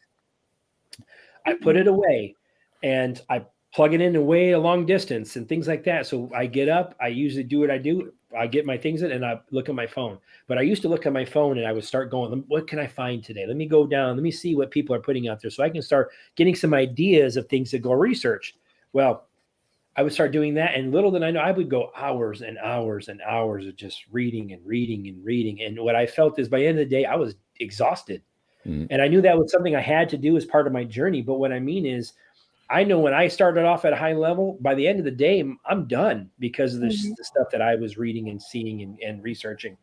So I know we're all coming into our own journeys in our own way. But what I mean is, I keep telling people, and it's honest truth, is don't get stuck on every little detail that every person says, because every person brings something to the equation, good or bad. They're bringing something to the equation. And it's up to you as the individual if it resonates or it doesn't, in order to push forward with it and how you want to perceive that. So that's all I wanted to say. We get stuck in these loops. That's why there was a movie called Looper, because we're stuck in a loop. You were spot on that. Yeah. So, but I honestly kind of want to see what your thoughts are on this getting pulled back in with the loop. Dennis, you kind of started off with, they pulled me back in. So I kind of would like to know a little bit more of what you're feeling about that. Being pulled back in? Yeah, just you started off with that. Like, you feel like this is a loop we're on. Do you feel like we're in a loop? Spirit was talking to me, okay? Sometimes I just think funny thoughts. Hey, it's amazing. So how about you? I mean, Christy, how do you feel about that? Well, I think the main thing is the idea is that you have to, and while you were talking, I'm hearing, discernment. The key is that there's so much information out there. Some of it is meant to be disinformation. Some of it isn't. Some of it is the truth. Whatever. And it's true. You have to kind of go with what resonates with you. You have to sort of use your own gut feeling and decide what it is that you believe the truth is. And I mean, you know, I mean, I listen, I watch a wide range of like, you know, the prophets. I've got, you know, you guys, obviously, Kristen, Jason, Janine, of course, Beyond Mystic, all these people, and they all bring some information with them. And it's just a matter of, you know, what do I want? What do I get out of it, you know, as far as for my own journey, my own personal journey. And the other thing is, just don't, people are like, I don't know how you can go on YouTube and do. I said, listen, you know what I learned a long time ago, you cannot, perception, you cannot change somebody else's feeling about you. You know what I'm saying? Like, they're going to say, or they're going to see, or they're going to say whatever they want about you. That's their view, that's their perspective, and whether it's right or wrong, you know, it's you know, whatever. You cannot pay attention to that. You just have to put your own truth out there and put yourself out there, and see what you believe. I mean, that's sort of where I'm at with everything. You know, I kind of like take it all in, and then I'll put it out in a sense to hopefully it'll resonate with somebody. Because we're not, like you said, Jason, I mean, we don't all resonate with everybody, you know, everybody is different, and we're all on different journeys and on this path. So I just think, you know, using your discernment and just, you know, just trying to rise above the static and the personal, the division, you know what I mean? You just have to kind of move past that and think about the fact that, hey, listen, you're just being you, your authentic self, which is the main thing. Just be yourself, and you know, do what you think you need to do to get the truth out. That's my perspective. Anyway. You be you, and I'll be me. Yeah. Exactly. That's why you are you. I mean, no one can Right. be That's you. why I you am know, me. and That's yeah. Mm-hmm. true I story. am what I am, and that's Yeah. all that Yeah. I am. Exactly. Exactly.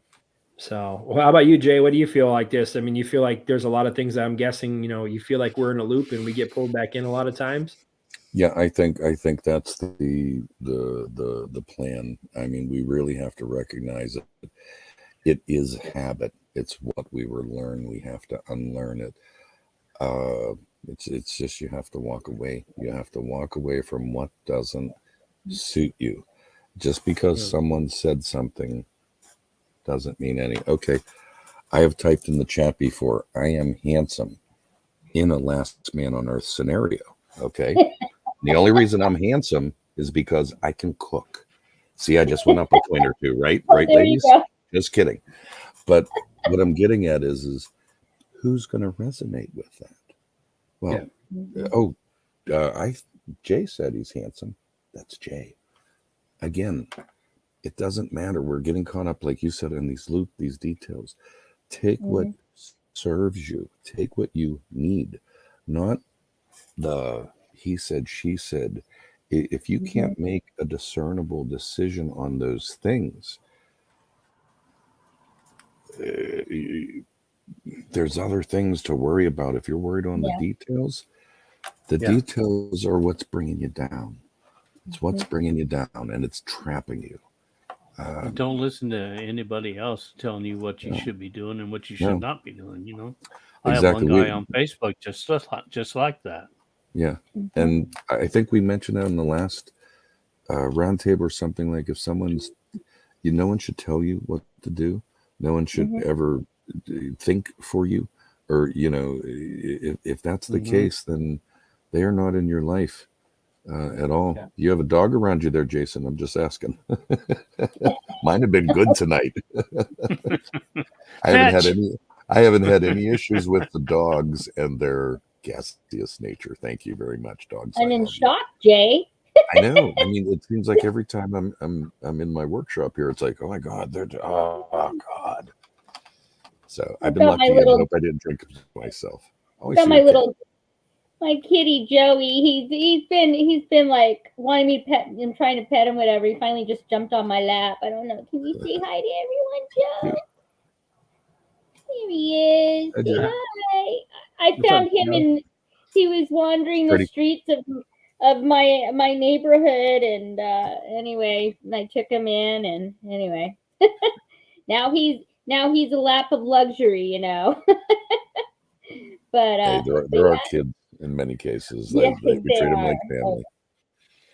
So we mentioned this before, like on previous show, and this is, if I could give any advice to anybody out there listening, or maybe one who listens to this video, as Jay mentioned, to kind of springboard off of his, is the details is what's bringing you down.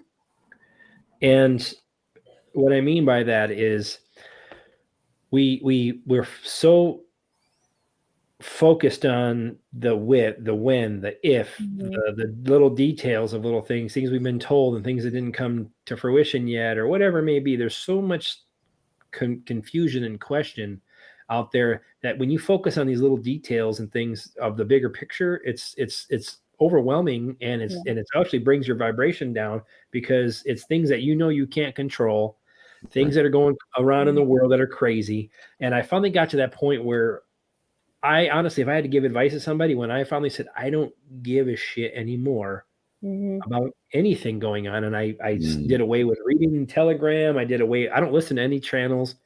That's a true story. I don't listen to, like, if there's a video once in a while, Janine's videos, I might listen to see what she says. But other than that, I don't listen to a bunch of truthers. I used to listen to a bunch of truthers. I mean, a bunch of them. And eventually, when I found out that none of them know dick, I'm just saying that to be honest. I mean, Tracy, that's story. Diddly squat. Yeah. Honestly, and anyone who tells you they know the plan doesn't know shit. So, and I'm going to tell you, they might know little bits that they may have figured out a little bit, maybe a little tiny minute sliver of one little baby piece is what they may have figured out. But the overall plan, that's divine, and only divine beings of people who can understand it and know what's going on are the ones who are in the know. And anyone that tells you that they're on the down low, and Juan Savin and Nino Rodriguez, I like them both. Don't get me wrong. I don't say what they're saying is wrong or bad. People like that, I mean, just the people that you see, Jason Q. I'm not saying that they're doing their thing. Tom Numbers, all of them, Kristen, Jason, myself, whoever else is out there putting information. We're doing our own thing from a place of love. But what I'm getting at is that is there conflicting information from all of us? Absolutely. And has there been things that people were supposedly the biggest truthers out there with thousands and thousands of people follow them? Have they got anything right to this point? No. If they have, it's been very little. And there's a reason. I'm not saying that what they're doing is wrong, but what I mean is people are focusing on, well, this person is so big, they have to have the answers, right? They have so many people following them. Well, this person has more followers. This person has to have more. They must have the information, right? There's no reason why they wouldn't have that many people unless they know what they're talking about. And what I get to the point is, people don't know anything. They may have a little bit of, that's us. We know as much as they know. If you can go out and research these things, you're going to know as much that's out there as what they know. And if it resonates with you, great. And if it doesn't, it doesn't. But what I'm saying is, when I tell people, the advice I'm getting to is, stop listening to everybody. If it's for entertainment purposes only, like what Jason says, he says, not really. Not really. That's really what it shorter. is. It should be just there for you to kind of get away and talk to the group at the time. Yeah. And what they say is what they say, and leave it what it is. If they say it's yes or no, or good or bad, no matter what, leave it at the chat and leave it, and don't even think about it after it's done. And that's what people realize, because we start to go back to that. Well, this is what this person said. This is what this person said. Then after the fact that it's over with, we start to go down that hole again, and we start to pull our energy down. And that's what I'm getting at, is when you finally get to the point where you don't care anymore. And what I'm telling people is, separate yourself from the technology. When I started doing that, I felt way better. When I stopped listening to other people think, and I just say, you know what, I'm going to ask my spirit guides and my higher self and connect that way and see what I get. And I've been doing that more. And the more I've done that, the less I've separated from everyone else. I'm saying just the information wise, not the love part, because the community we're part of is love and vibrational and very connected. And I know that. But what I mean is, I stopped caring about what everybody says. I don't, and on the chat, even with Kristen and Jason, I love both of them. But I don't listen to every word they say, because I'm too busy focusing on the things that I'm going to do. For me, it's there to keep the chat vibration high. Smashing that's what all of us are there for. Right. We're there to help. We're there to help. We're here to bring the group up. And I just want people to know that. And they come with love. We present with love. And we all have a responsibility. And even if you don't understand it now, just being in the chat alone and being you is enough. Yeah. No matter if you don't agree with that, people need to realize your time will come for your journey when it's supposed to come at the time you're ready for that to come. And what you can do is continue, just ask, work on yourself. And we keep coming back to this with the ascension part of it. And I don't want people to be afraid. I'm not going to make it. I'm not going to make it. I'm not going to make it. Am I going to make it or not? Or, you know, that's 3D thinking. That's lower vibrational thinking. If you work on yourself and you come from a place of love and you want to better yourself and you continue to work on yourself and you're bettering yourself and you're bettering your others around you. If you try to bettering yourself, you're going to better others. So that's more powerful than you realize. By working on yourself and stand in your own power, your divine being comes out for others without even saying a word sometimes. Right. Your And energy. honestly, can I jump onto that? There's Absolutely. a lot of people that come into the chat and will talk. And for some of those people, that's a big thing. In other words, they don't trust people enough in the outside world. They come in here and they feel they can open into other chats where they feel they're comfortable. That's a positive step. Don't take that lightly. You know, I mean, if you don't think you're doing anything or you're waiting for stuff, just coming in, sharing, you have to understand you're connecting with those energies, whether you realize it or not. That's why you've shared. That's why you've opened up. That's why you've commented. Those are steps. They don't have to be big steps. Those are all steps. And it's like I said, we all don't have someone to share with us sometimes. And even our closest friends, like Dennis had said, there's certain things we're not ready to share. That's okay. That's all right. We know that there's on our own journey, there's something that this is here, or then it's like, hey guys, how about this? Again, but yeah, for it's not always that you don't want to share. It's just that sometimes there are times when certain spirits are telling you, you're guided. not now. You're guided. Exactly. You're guided. I've done that once before, and it got me into a whole lot of trouble. So I don't do that anymore. But it is a responsibility. It is. Yeah. And that comes with discernment, and that's what Jason has been talking about leading into this, about other people's opinions, raising your vibrations. We're going to keep talking about this. We're going to keep walking down these paths. You know, we're going to keep telling jokes. Telling jokes, sharing. You got to keep sharing. You got to keep talking. That's just it. Be the person you are in that chat. You know, I mean, there's so many more bright lights. There's very few that bring it down. You know, there's always going to be someone negative. And hey, let's face it, we all have bad days. We're human. It's okay to be human. Yeah. You know, that's fine. But it's okay. Guess what? Get back up on that horse. That's how you face that. That's how you face it. I had a little moment of slippage there. Boom, there it is. You know, but again, we all do. Yeah, even those little things of just coming into a chat, not just any chat, but you're sharing. You feel comfortable. That's a big step for a lot of people. I just wanted to mention that, you know, and that might be their first or second step, whether they realize it or not. But at least they're opening. At least they're opening. And like I said, for some people, that's a big to do, whether you believe it or not. And I can speak to myself. And I mentioned, you know, and I'm pretty sure of you guys have all been that way too. I mean, I didn't want to open myself to people. Oh, yeah. I mean, and honestly, I've had a guy, like a buddy of mine that I've since I've been a little, you know, young, I've been friends with this person for 30 some years in my existence. Right.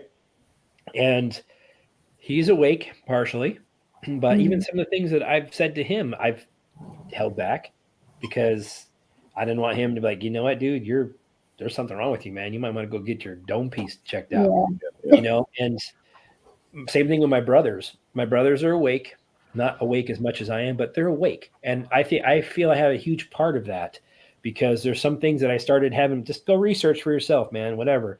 Like I just kind of mentioned something like I drop a little birdie in their ear and then I walk away. and let them take it for themselves. But even some things that I mentioned to them, like people being dead that aren't dead, and vice versa, like they're looking at me like, what, dude? There's no, like, they look at me like I have freaking antlers growing out of my head. Like, dude, there's something wrong with you, man. Like this isn't the brother that I know that's a very intelligent person, like telling me these things. But after a while, and all I tell them when they look at me like you're crazy, I just tell them, here's my answer to them. I was like, when you find these out, when these things come out, and you say, how did you know these things? My answer is going to be to you, how did you not know them? Yeah. Because I presented them to you to go find out for yourself, and you're choosing to not do that because it sounds so far-fetched that it doesn't make sense to not even use your energy to go down that route. But I also feel like part of me, by me working on myself, I'm able to share these things with people, like my own personal journey, like for my brother. He was pissed about something going on. I tell him, I said, dude, you're only affected by people's energies if you allow it to affect your energy. And I mean, just because they're pissed off or talking to whatever it is, if you allow it to bother you, it will. But if you don't, and that's their journey, man. I tell them that's their journey. They're unhappy for whatever reason. They're just taking it out on you for whatever the situation might be. You're the closest person to that at the time. So you're getting the brunt of it. So if you choose to engage, that's up to you. But know that that's their journey, not yours. That's their stuff they have to work through. And that's what people need to realize. We try to fix things.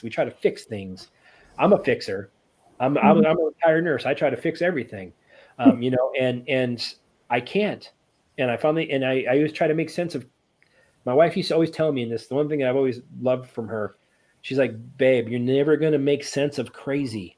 You're trying to make sense of crazy. You never will. And what I mean by crazy is like things that don't make sense to me. Like, why are we? It's because the reality we're living in doesn't make sense to me. It never has. And I start looking at things like, doesn't make sense. That doesn't make sense to me. And it bothers me that I can't make sense of that, because I know, I'm not saying I had all the answers to that problem. I just know it doesn't make sense. And I know that it has to change. And I feel like we all have those gut feelings like this doesn't make sense at all. But release. And once my wife did the same thing, she stopped reading she actually deleted Telegram and all these online things that she used to look through, and she deleted them over a year plus ago, and she's been in a way better place. Same thing with me. And I stopped focusing on the when, the if, the details. I know it's coming. When it comes, but I can't push it any faster than what it's meant to happen. And by focusing on this didn't happen this year. Yeah, we've all looked crazy. I've told my people, my friends, go get money out of the bank, go stock up on food, and nothing happens. Like, dude, you're insane, man. But it will come out. It will come out.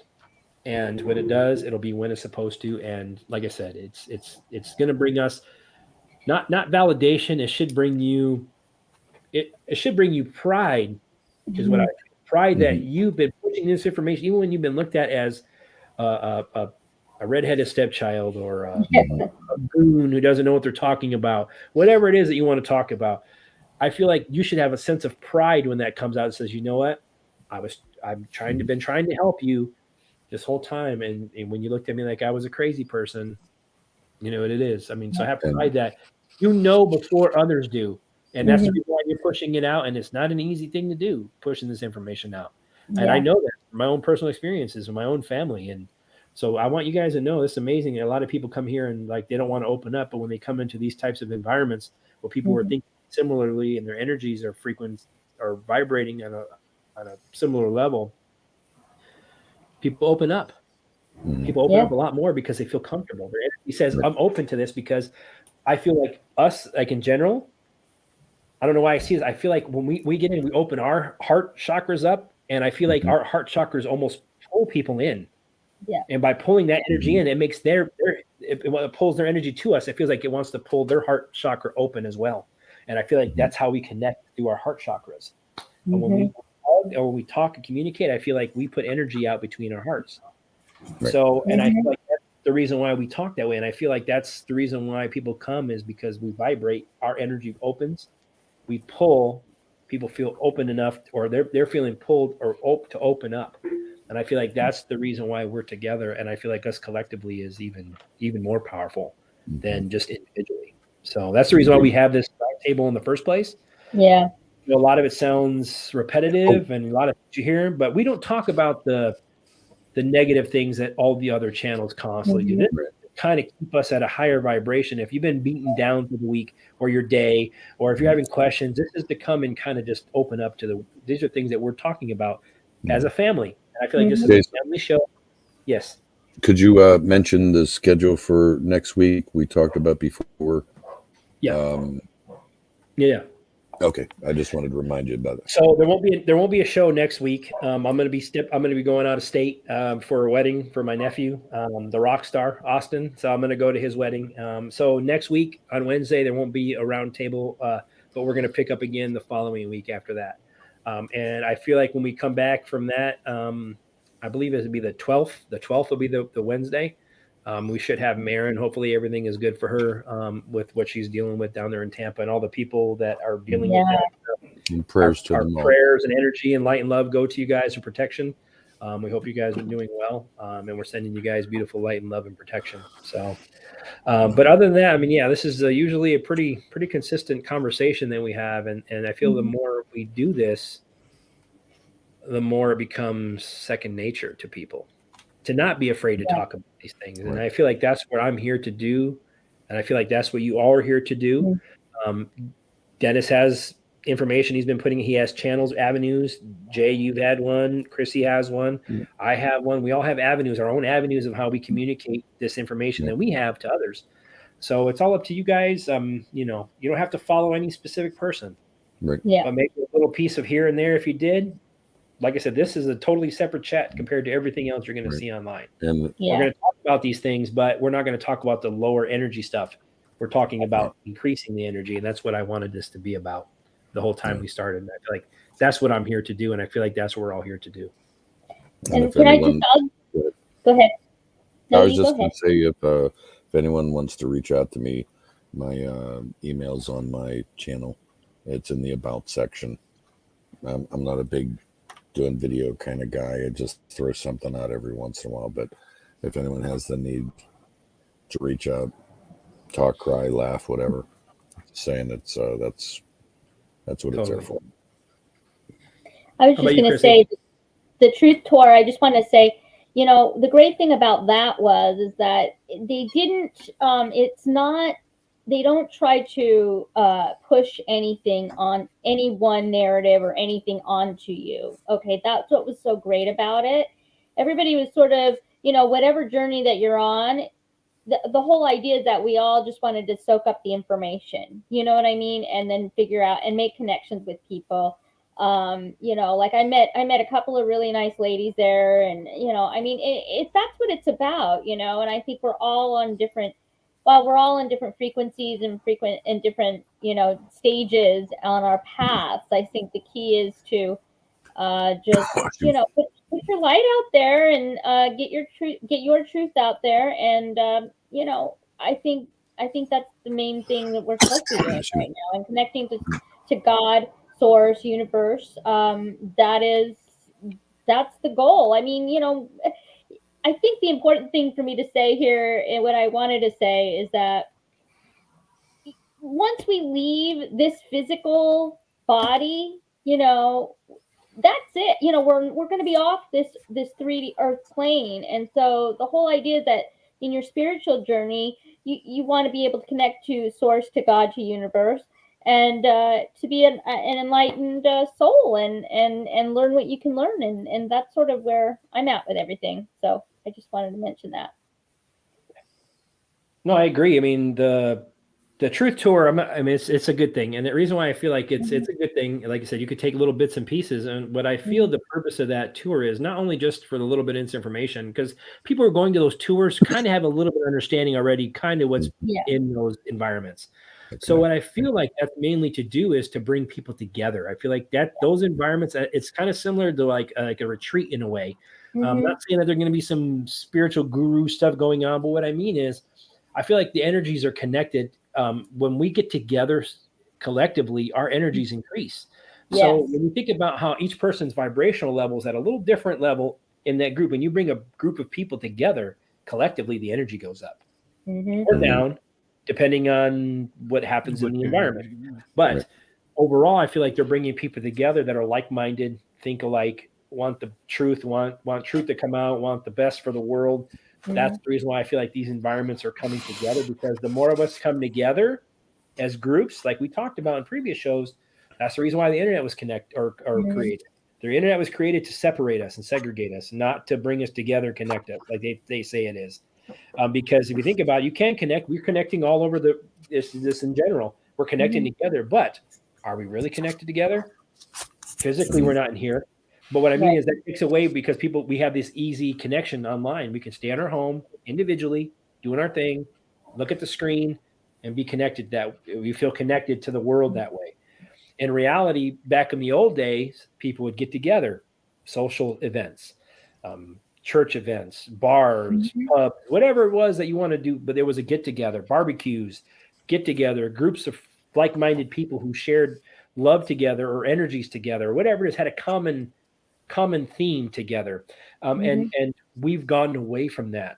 And I feel like these types of things that we're going to move into that more. I feel like, and I see our future is community-based, very community-based. I feel like we're going to have community grows, like for food, where multiple families are going to participate in the grows. I feel like we're going into that. I feel like we're going to come more community-based. We're going to have get-togethers. We're so stuck in our own worlds and as separated. Yeah, separated and segregated. And this was the internet was an easier way to do that. And not only that, and to monitor us 24/7. Everything that has a connection to the internet is being monitored all day, all night. TVs, everything. Don't matter.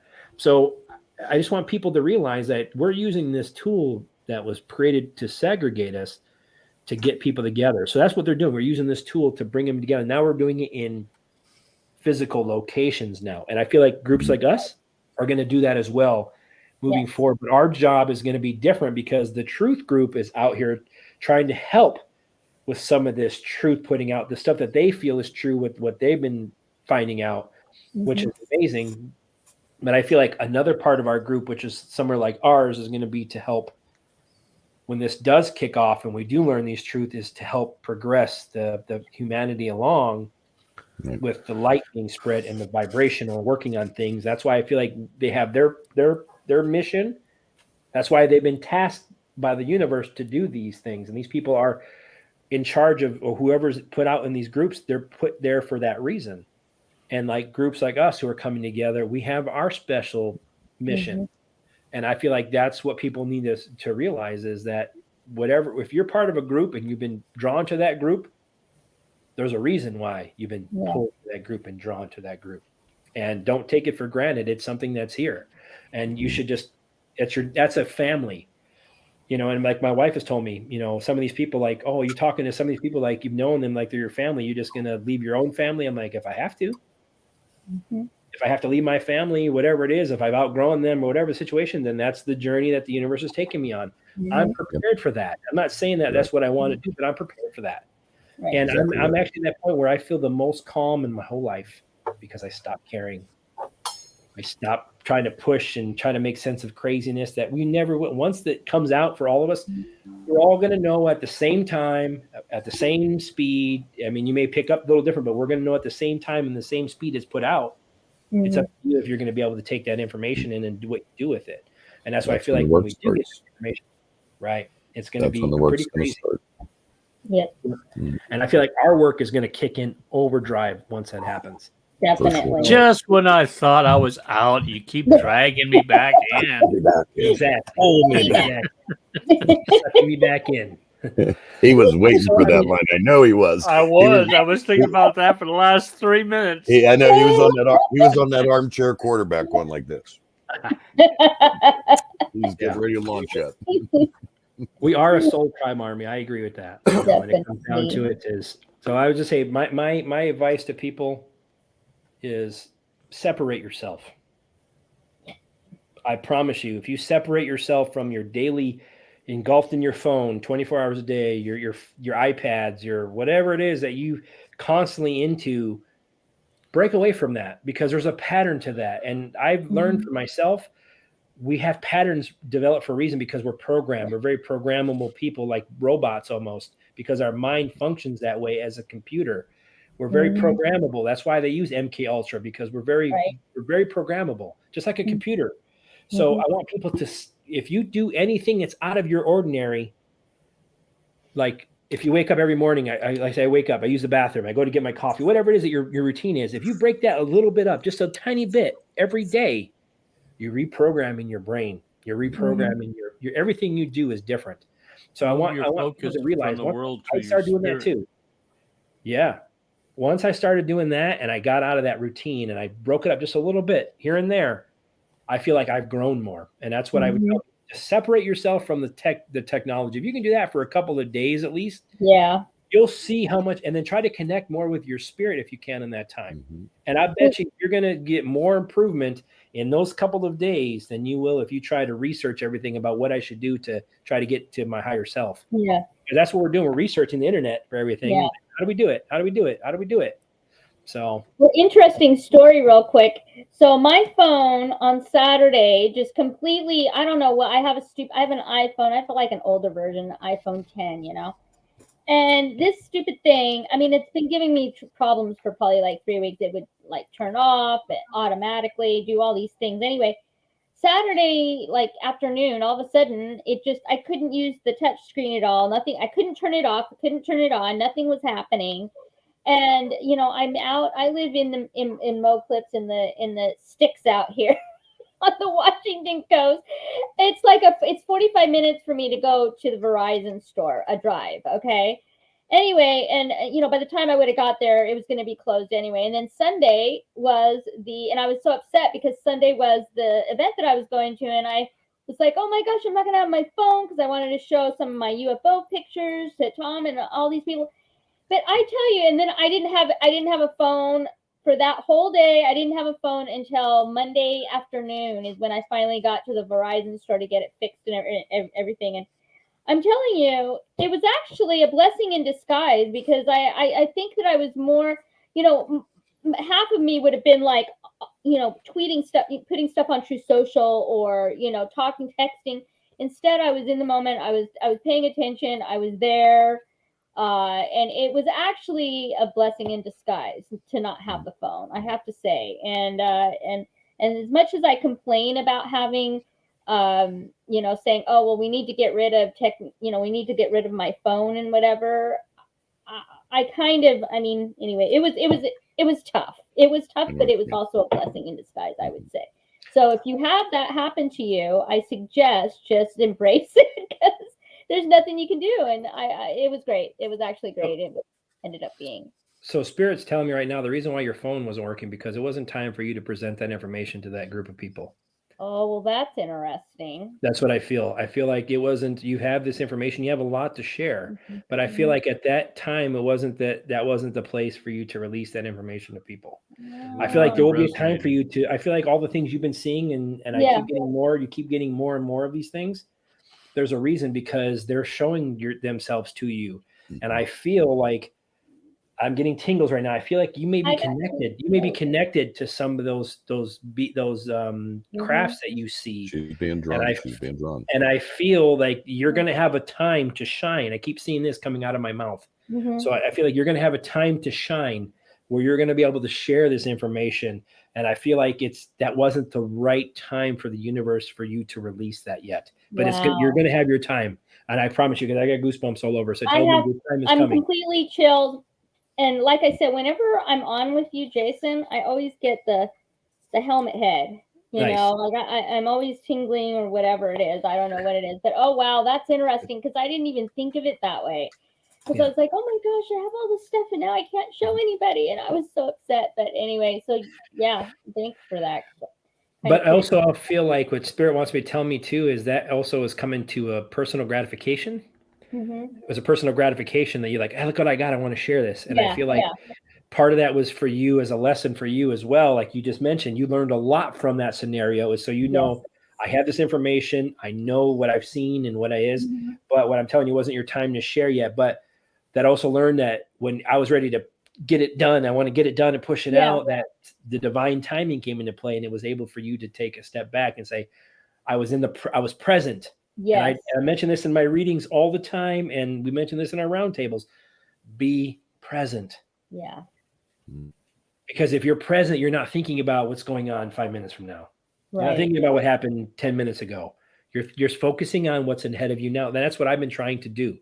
And I know I used to have a racing brain a lot and overthink, and I'm an overthinker. Me too. Trying to make sense of things that don't make sense. But once I stop doing that and start thinking and thinking and thinking, and just let things come to me, I said I look at things from a different perspective now. Everything I do is from a different perspective. And it's helped me so much to try to be in the present. Yeah. Be in the present. And what I'm saying about being in the present, like when I was, like I mentioned, like now, if I'm talking, I'm looking at my screen. I'm not just looking at myself. I'm looking at everything around me, and I'm being present in that moment to take everything in the present. That's what I feel like we're experiencing, everything in that present. And we may be experiencing multiple timelines and multiple dimensions at the same time, but we're present in that physical being that you're in. Be present. And I feel like all the rest of the craziness will kind of just evaporate, for at least temporarily. Yeah. If you're in the present. And I feel like that's what you were able to, you got something more out of it. You enjoyed it more. Yes. Because I feel like you're like, I wish I could say that. Yeah, right. And then you realize it. So you learned a lot. Your spirit grew from that experience. You grew from that. It was very enlightening, and it was just such a high energy vibing room. I mean, and we were in just this, it was just basically this one of the rooms at like one of the hotels or whatever, but it was full. They sold out, obviously, but it was just it was a really good experience, and I'm gonna hopefully be able to go to another one, because it was so much fun, and fun to like see other people, like-minded people, and people wearing red, white, and blue, and really getting involved. So yeah. Well, I know we've been on here for a couple hours, so before we go, I just wanted to jump on real quick. And if you want, I'd just like to do maybe a reading for the group, just in general. I want to do it for the next, let's say the next month, for the next 30 days, just kind of see. I'm going to do a week by week spread, and I'm just going to kind of see what we get. And then we'll kind of end up, we'll just do our last little follow up at the end, and we'll be on our way. Okay. Okay. All right, let's see what we get for the collective for the next month.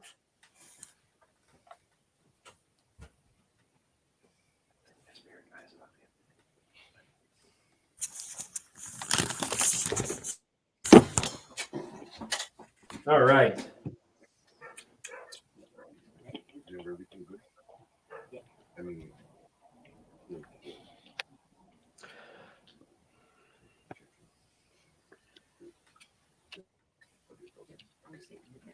I think about 15, 20 minutes here. All right, let me.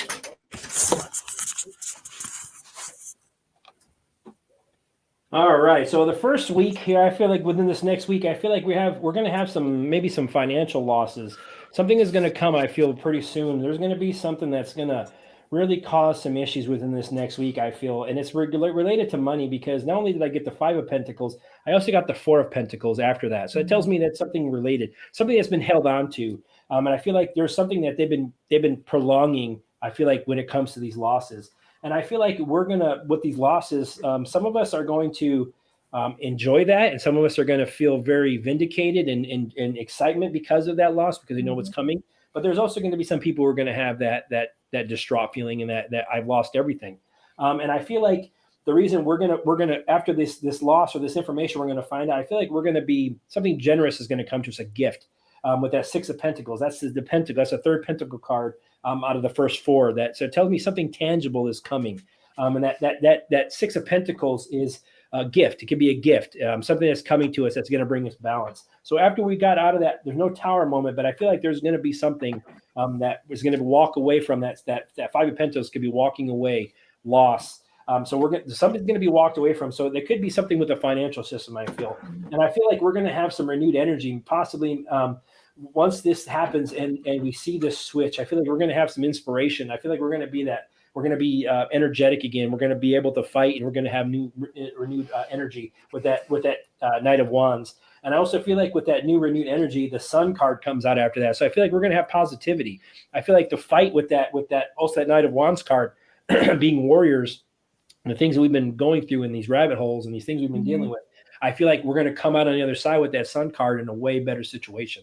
And that sun card is one of the best cards you can get in the whole deck. That tells me there's beautiful. And then after that, with that sun card, that tells me the Empress card came out right after the sun card. So that tells me that's something financially abundance coming. We're going to be connected. We're going to have something that we're going to be connected again with the world. I think the earth. We're going to be very down to earth. We're going to be very giving, nurturing. That's something that we're going to move as we move forward in this. We're going to have this nurturing. That was the first week. The second week, I feel like as we learn this, I feel like we need to be courageous as this journey moves along in this journey. We need to be courageous into the second week, or it'll be into the second week of October. And I feel like we're going to have to trust our intuition with the High Priestess. I feel like there's going to be some things that we're going to see, we're going to learn that we kind of already had an idea about, but we have to trust our intuition. There's some secrets that are going to come out, I feel like, with this High Priestess card. And I also feel like with the secrets that are going to come out and the things that we're trusting our intuition, with that Five of Cups, we're going to have some loss. There's going to be some fear. There's going to be some heartache with that Five of Cups. There's going to be some disappointments to the things that we're going to find out as we move along in this journey. But I feel like we're going to find with the Queen of Swords that comes out after that, when we have this, when the secrets come out, we're going to have some loss, but they're going to be the truths. When that Queen of Swords come out, we're going to have that truth is going to come out. We're going to see these truths come out. And as we do that, we're going to be able to stand on our own 2 feet. We're going to be independent again. We're going to take charge, and we're going to be the leaders that they need us to be. And the Hermit card also comes out after that. So it tells me that they want us to connect again. After these truths come out, we're going to be connected to the higher source with the Hermit card. They want us to soul search. That's what we're doing in this journey. We're soul searching for ourselves. Each person is on their own soul journey. They want you to continue to connect with your higher self. And the Hermit card can be alone. You could be a loner. It doesn't mean you have to be around a bunch of people, but that just means work on yourself. Even if you're around a bunch of people, you could still be somewhat of a hermit. And it means go inside yourself, connect with yourself again. Even though you may be around others, they want you to connect with your higher self. That's important. As we move along in this as well, as we connect. And I feel like connecting with ourselves with the Queen of Cups after that, I feel like we're going to come into a place where we're going to be in a healing position. We're going to be in a nurturing position. I feel like us as journeys, as a group with the Queen of Cups, we're going to move forward. And that's part of our journey is to help heal. The Queen of Cups is also a healing card. We're here to nurture. We're going to have to help people transition, as we talked about in this journey, as we move forward. And I feel like Temperance. So the Temperance card comes out. So I feel like we're here to bring balance. We're going to be multiple things going on at one time. And I feel like this is in divine timing with that Temperance card. That's a divine timing card. It means it won't happen a second before. It's not going to happen a second after. And when that Temperance card, as us in general, there's going to be multiple things going on. Our job is to help find that middle road for people and kind of help them bring balance with the Temperance card. So that's something we're going to move forward into the second week. As we move into the third week, we have the Hangman. So maybe something has come up or something that's going to maybe be delayed, whatever that may be, or something that we thought maybe was going to come out is going to be a little delayed. And I'm not sure what it is. And it's possibly regarding maybe some type of partnership with the Two of Cups, something that maybe it's something that we've been holding on to or waiting for, some type of agreement with that Two of Cups. Maybe we're waiting to see a partnership come out that we've been waiting to see what's been going on behind the scenes. And I feel like with the Star card that's coming out as well, possibly with this Two of Cups, maybe we're going to find out it's possibly something that we've been waiting on with the Hangman is something from off-world, maybe with that agreement that happened with that Two of Cups and the Star card comes out. So maybe connected higher with the higher selves or otherworldly beings. I feel like maybe we may get some disclosure, possibly. Maybe that's what that could be with that Hangman that's been delayed for so long, and the agreements and the Two of Cups is also a partnership or working together. So maybe off-world with that Star card is working with our alliance down here. Maybe we're going to learn that as we go through. And I feel like with the Knight of Pentacles that comes out after that, it's something that's taken a long time. It's a slow-moving card, but there's truth to these things. It's a hard-working card. It's a work in progress. With that Page of Pentacles. A knight is also a messenger. So possibly someone who's been fighting on our behalf for us, and we're going to learn that that's what they've been doing behind the scenes. And I feel like there's been some conflict. So yes, so that tells me the next thing is with the Knight of Pentacles comes up, but the Two of Swords comes up after that. So there's a conflict that they've been dealing with. There's been a stalemate. There's been some options, things that they've been fighting behind the scenes. That's something I feel like we will possibly get some resolution to. And what this resolution, these things have been fighting, it's going to cause some sleepless nights. The things we're going to learn, it's going to cause some fear. It's going to cause some nightmares or whatever you want to call. It's not going to be an easy thing. Even for us who've heard some of these things before, we're still going to learn things that are going to blow our mind just way out of the water. Yeah. We're going to try to make sense of these things. So people realize, even for us, even people who are awake or are fairly awake, we are going to have that type of rough journey at points too. But I feel like once we have that, once we have that, we're going to have some sleepless nights, but I feel like something's going to come to us, a message possibly with that Four of Cups, or something, a gift is going to come to us. We're feeling unfulfilled. We want to know these things. That's what that Four of Cups could be. We're feeling unfulfilled. We're waiting for something. Something isn't making sense, and we just don't understand. And what that is there's going to be something coming to us, that Four of Cups, so gift, information, whatever it is. I feel like it's going to help us move along in this journey. So that's the third week. As we move into the end of the month, the Lover's card comes out. So possibly maybe we're waiting on something. So the Lover's card could be not only just, could be harmony, could be love, could be two energies becoming one. That could be, excuse me, I'm burping a lot, so it tells me that I'm getting something. So that tells me when we connect to the higher self and the spirits around us, our energies, that's what is, I feel like we're going to connect more with that as we move in this journey. We're going to connect more because two energies become one as the lovers. Doesn't always have to mean twin flame or lover. That also can mean that if you are, maybe a relationship with others could also, I could read it that way, is going to improve. You're going to come closer because of the things that we're going to learn. We're going to become closer to not only ourselves, but other people around. And I feel like with the Lover's card, after that, we get the Eight of Swords. I feel like we've been imprisoned, and I feel like that's something that we're going to learn as we've been going along with this. We've been in prison. We have a lot of negative thoughts. We've been taught to think that way. We've been taught to have that victim mentality. Everything we're taught and everything we're told is a victim mentality on TV and the radio, everything. It's victim mentality. And I feel like we've been imprisoned that way. That's how they've separated us, segregated us, and imprisoned us ourselves. And I feel like that's part of our journey. And I feel like there's going to be some new opportunity with that Page of Cups. I feel like intuitive messages are going to increase. And I feel like we're going to pick up on these things. That also could be the Page of Cups, a message, some type of message we're receiving, or something that's going to come, or something that's new is coming to us. And I feel like we're going to have possibly a new love, maybe a new love of self, a new love of other, a new direction, whatever it is, something new is coming. I feel like it's broadening our. And I feel like there's going to be something new after a tower. I feel like there's a tower moment coming. And the tower, not only is a tower, it could be an upheaval or something that's changing. That also could be related to your pride. What I mean by that is because the Tower card is a very prideful card. And that can mean that our pride is going to be hurt. But a lot of things that we thought we knew and we're not going to know. Or the disruption that we're going to see is going to be disruptive, very disruptive. And not only our own lives, but of the lives around everything around us. And as we move into this journey, I feel like, and it's something that we're going to feel that we've been betrayed. I feel like this is all information that we're going to start to learn the more we come out with that Seven of Swords. It's been strategic. This has been planned. These are things that we've been told and been holding off from us. And this has been planned. This very strategic in the things that they've been doing. And we're learning, but I feel like we have the passion. And I feel like we're starting to master we're starting to develop skills, skill development. And I feel like the purpose of this, like the Ascension Academy, tarot readings, just connecting with the environment like this, I feel like these are things that we're doing. We're helping people take initiative, connect higher with themselves, and find that passion that they need, that the mastery, the skill development for themselves as they develop their own abilities. All these things, they're working on that stuff. And I feel like as we move forward into this, we all are, as leaders, as the King of Swords, that tells me there's going to be some truths, and we're put in this predicament where we're going to have to stop using this as much. Yeah. And I feel like that's what the King of Swords card is, a thinker card. You use your head over your heart a lot, and I feel like we need to go back to the opposite of using our heart more than our brain. And I feel like that's the biggest thing, that's the pride thing.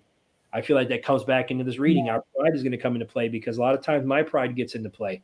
when things like, you know what, that doesn't, but once I let it go and just kind of go with it, it becomes right. So what I'm saying in the next month, I feel like we're going to have some stuff that's going to come out.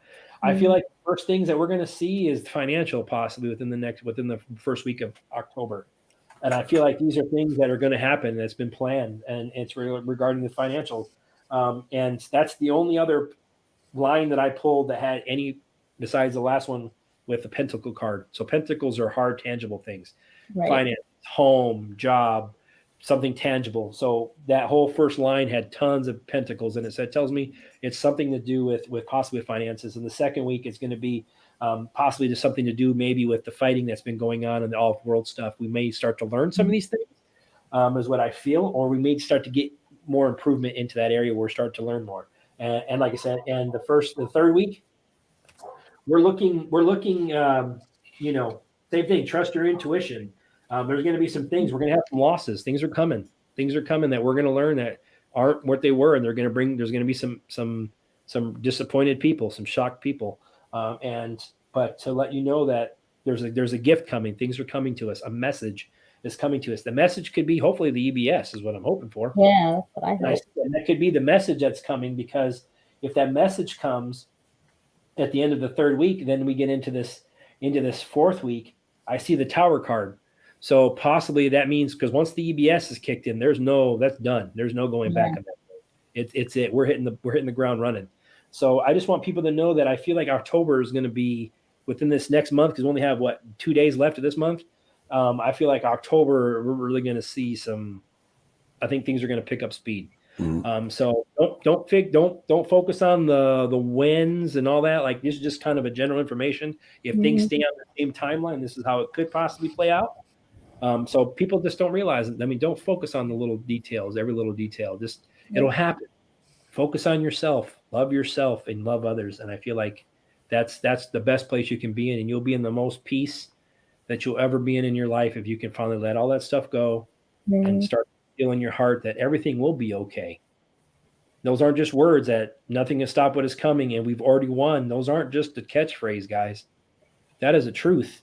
And I wouldn't share that. I'm not a bullshitter. I wouldn't share something that I don't know and feel in my heart 100% is true. And I want you guys all to have that same feeling that I have, of peace, of love, and just ready for whatever's coming down the horn, and not focusing on the little things. And that's all I can say from my aspect. I'll let you, Dennis, anything you want, your last closing words that you want to leave for the group? As the roundtables go on, we will all continue to evolve. And words of wisdom is take a right instead of a left, and those rabbit holes you may travel in. But my rabbit hole is bigger than yours. That's awesome. I knew I should have taken a left at Albuquerque. There you go. Whatever he says. Take a right, not a left. Yes, right. How about you, Chrissy? Anything you want to leave with the group before we go? I would just say turn the TV off. Do not listen to local or any kind of mainstream media, anything that's going on, because and try to just no fear. Whatever you're hearing, I think is not. I think there's a lot of fear poured out there, and I think just try to disconnect as much as possible. I think that was a valuable lesson for me this weekend, and I think that's what everybody needs to do at this point, because people that know me, they're like, because I go crazy. Listen, I've been so frustrated with this. So every time there's like a time or a date or whatever, something doesn't happen exactly, I go crazy, and then I'm like, you know what? I gotta just be still. Be still and let the storm go around you, and you will find peace, and you will be no fear. That's what I say.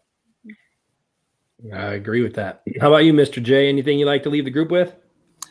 Well, it'll probably be 2 weeks before we see each other again. And I'm just wondering how these locks of hair, how much more I'm going to get within 2 weeks. Fabio? But just listen, enjoy yourselves. Please learn a little bit, relax a little bit, trust yourself, forgive yourself. That's all. Don't take everything to heart. Yeah, we do have tough times coming up. They are. We're going to get through it. And when Jason was reading, it was kind of like they showed to me, it was like a young man kind of coming out of a curtain, standing up, like hunkering down, but yet there was pride to it. And again, but he stumbles, but there was people there to pick him up, and they walked. So like that all kind of resonated. It really did. It was like playing like a movie in my head as you were talking. But just trust in yourself. That's all. Love everyone. I have 2 words for you, Joe. Ponytail. Oh, man bun, ponytail. No man bun. Ponytail. No, ponytail. No. You're painting ugly pictures for me here. Spiked mohawk. Maybe I'll go So- up. I don't know. That's right. Thank you, guys. Thank you, Jason, for always providing this forum. Yeah, Appreciate thank you. No, it's been awesome. Yeah. It's been awesome with you guys. And like I said, I'm sending light and love to all the people who are dealing with this hurricane Yeah. in Florida. So I just want to let you guys know too. I mean, this forum is not just our forum; it's for everybody. It's everyone's forum. Mhm. We try to bring new people on every week. As far as the 3 of us, Mhm. Dennis, Jay, and myself, we try to bring somebody else on, as we can. As we got a couple more guests coming down the horn in the next couple weeks. Like I said, won't be a show next week on Wednesday, but the 12th of October, we'll pick it back up, and hopefully we'll have some beautiful experiences to share with people, and we'll see what happens. We'll see what happens with the cards, and this, I'm anxious to see in a couple of weeks. When we come back, if there's things that have changed so much from then. So I just wanted to let everybody know it's been an amazing show, and this is a show of love and light, and to let people know you're not alone. We're here for each other. As Jay said, you may stumble, but you're going to have people there to pick you up, and that's what team does. That's what family does, and we're a soul family, and that's what it's true. Soul tribe. We wouldn't be together, and if you didn't resonate with this group, you would have left already anyway. So it tells me that there's something to it.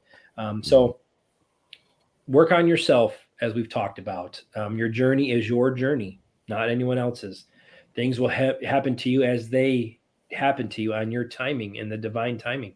Don't focus on the when, the if, and the not happening. And this person had this happen. Don't compare yourself to anyone.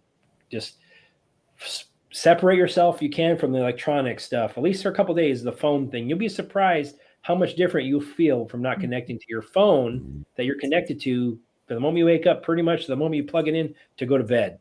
I know a lot of people are. I know that's used to be me a lot. And a lot of times that's we focus so much of that energy, and we put the energy that we put into it, and it comes back to us. Sometimes isn't good energy where it's stuck. That is meant to bring our vibrational level down by those frequencies that they use. And that's the reason why they use them. So separate if you can. I'm not telling you to not look at it, but what I mean is that the less you can look at it, if you can at least change your routine a little bit, just a little bit, I feel that you're going to start to feel some change. And I've done that. And it's just reprogram those little synaptic, messages that we put in our brain. If we need to break them once in a while to break that monotony up, and that's how we grow. And that's what we're doing in this process. Believe it or not, we're breaking these little, this routine and these things that we've been programmed to do, like good robots. We're breaking those, and that's something that's what they can't control. That's what makes it special. That's what makes us superheroes. That's the reason why they work so hard to try to poison us and do these things. Every aspect of our lives, the moment we're born to the moment we're put in the ground, their job is to destroy us, because they know that we're coming here to kick the shit out of them. Excuse my language, but that's a true story. So I'm so happy for you guys that we're all on this journey together, and it's going to be a beautiful, beautiful, beautiful future for us all. And I want you guys all to feel that. I'm sending that out to you guys. I hope you guys feel what I feel. It's coming. Release your fears to the Creator, to God. Release them to your guides. Don't live in fear anymore. Don't live in the what if. Just release it. Things will come as they come. Okay. So other than that, I just want to say thank you guys once again for tuning in, and have a beautiful day, night, evening. Soldier of Light out. Thank you, guys. Thanks, guys. Thank you. Bye-bye. Bye.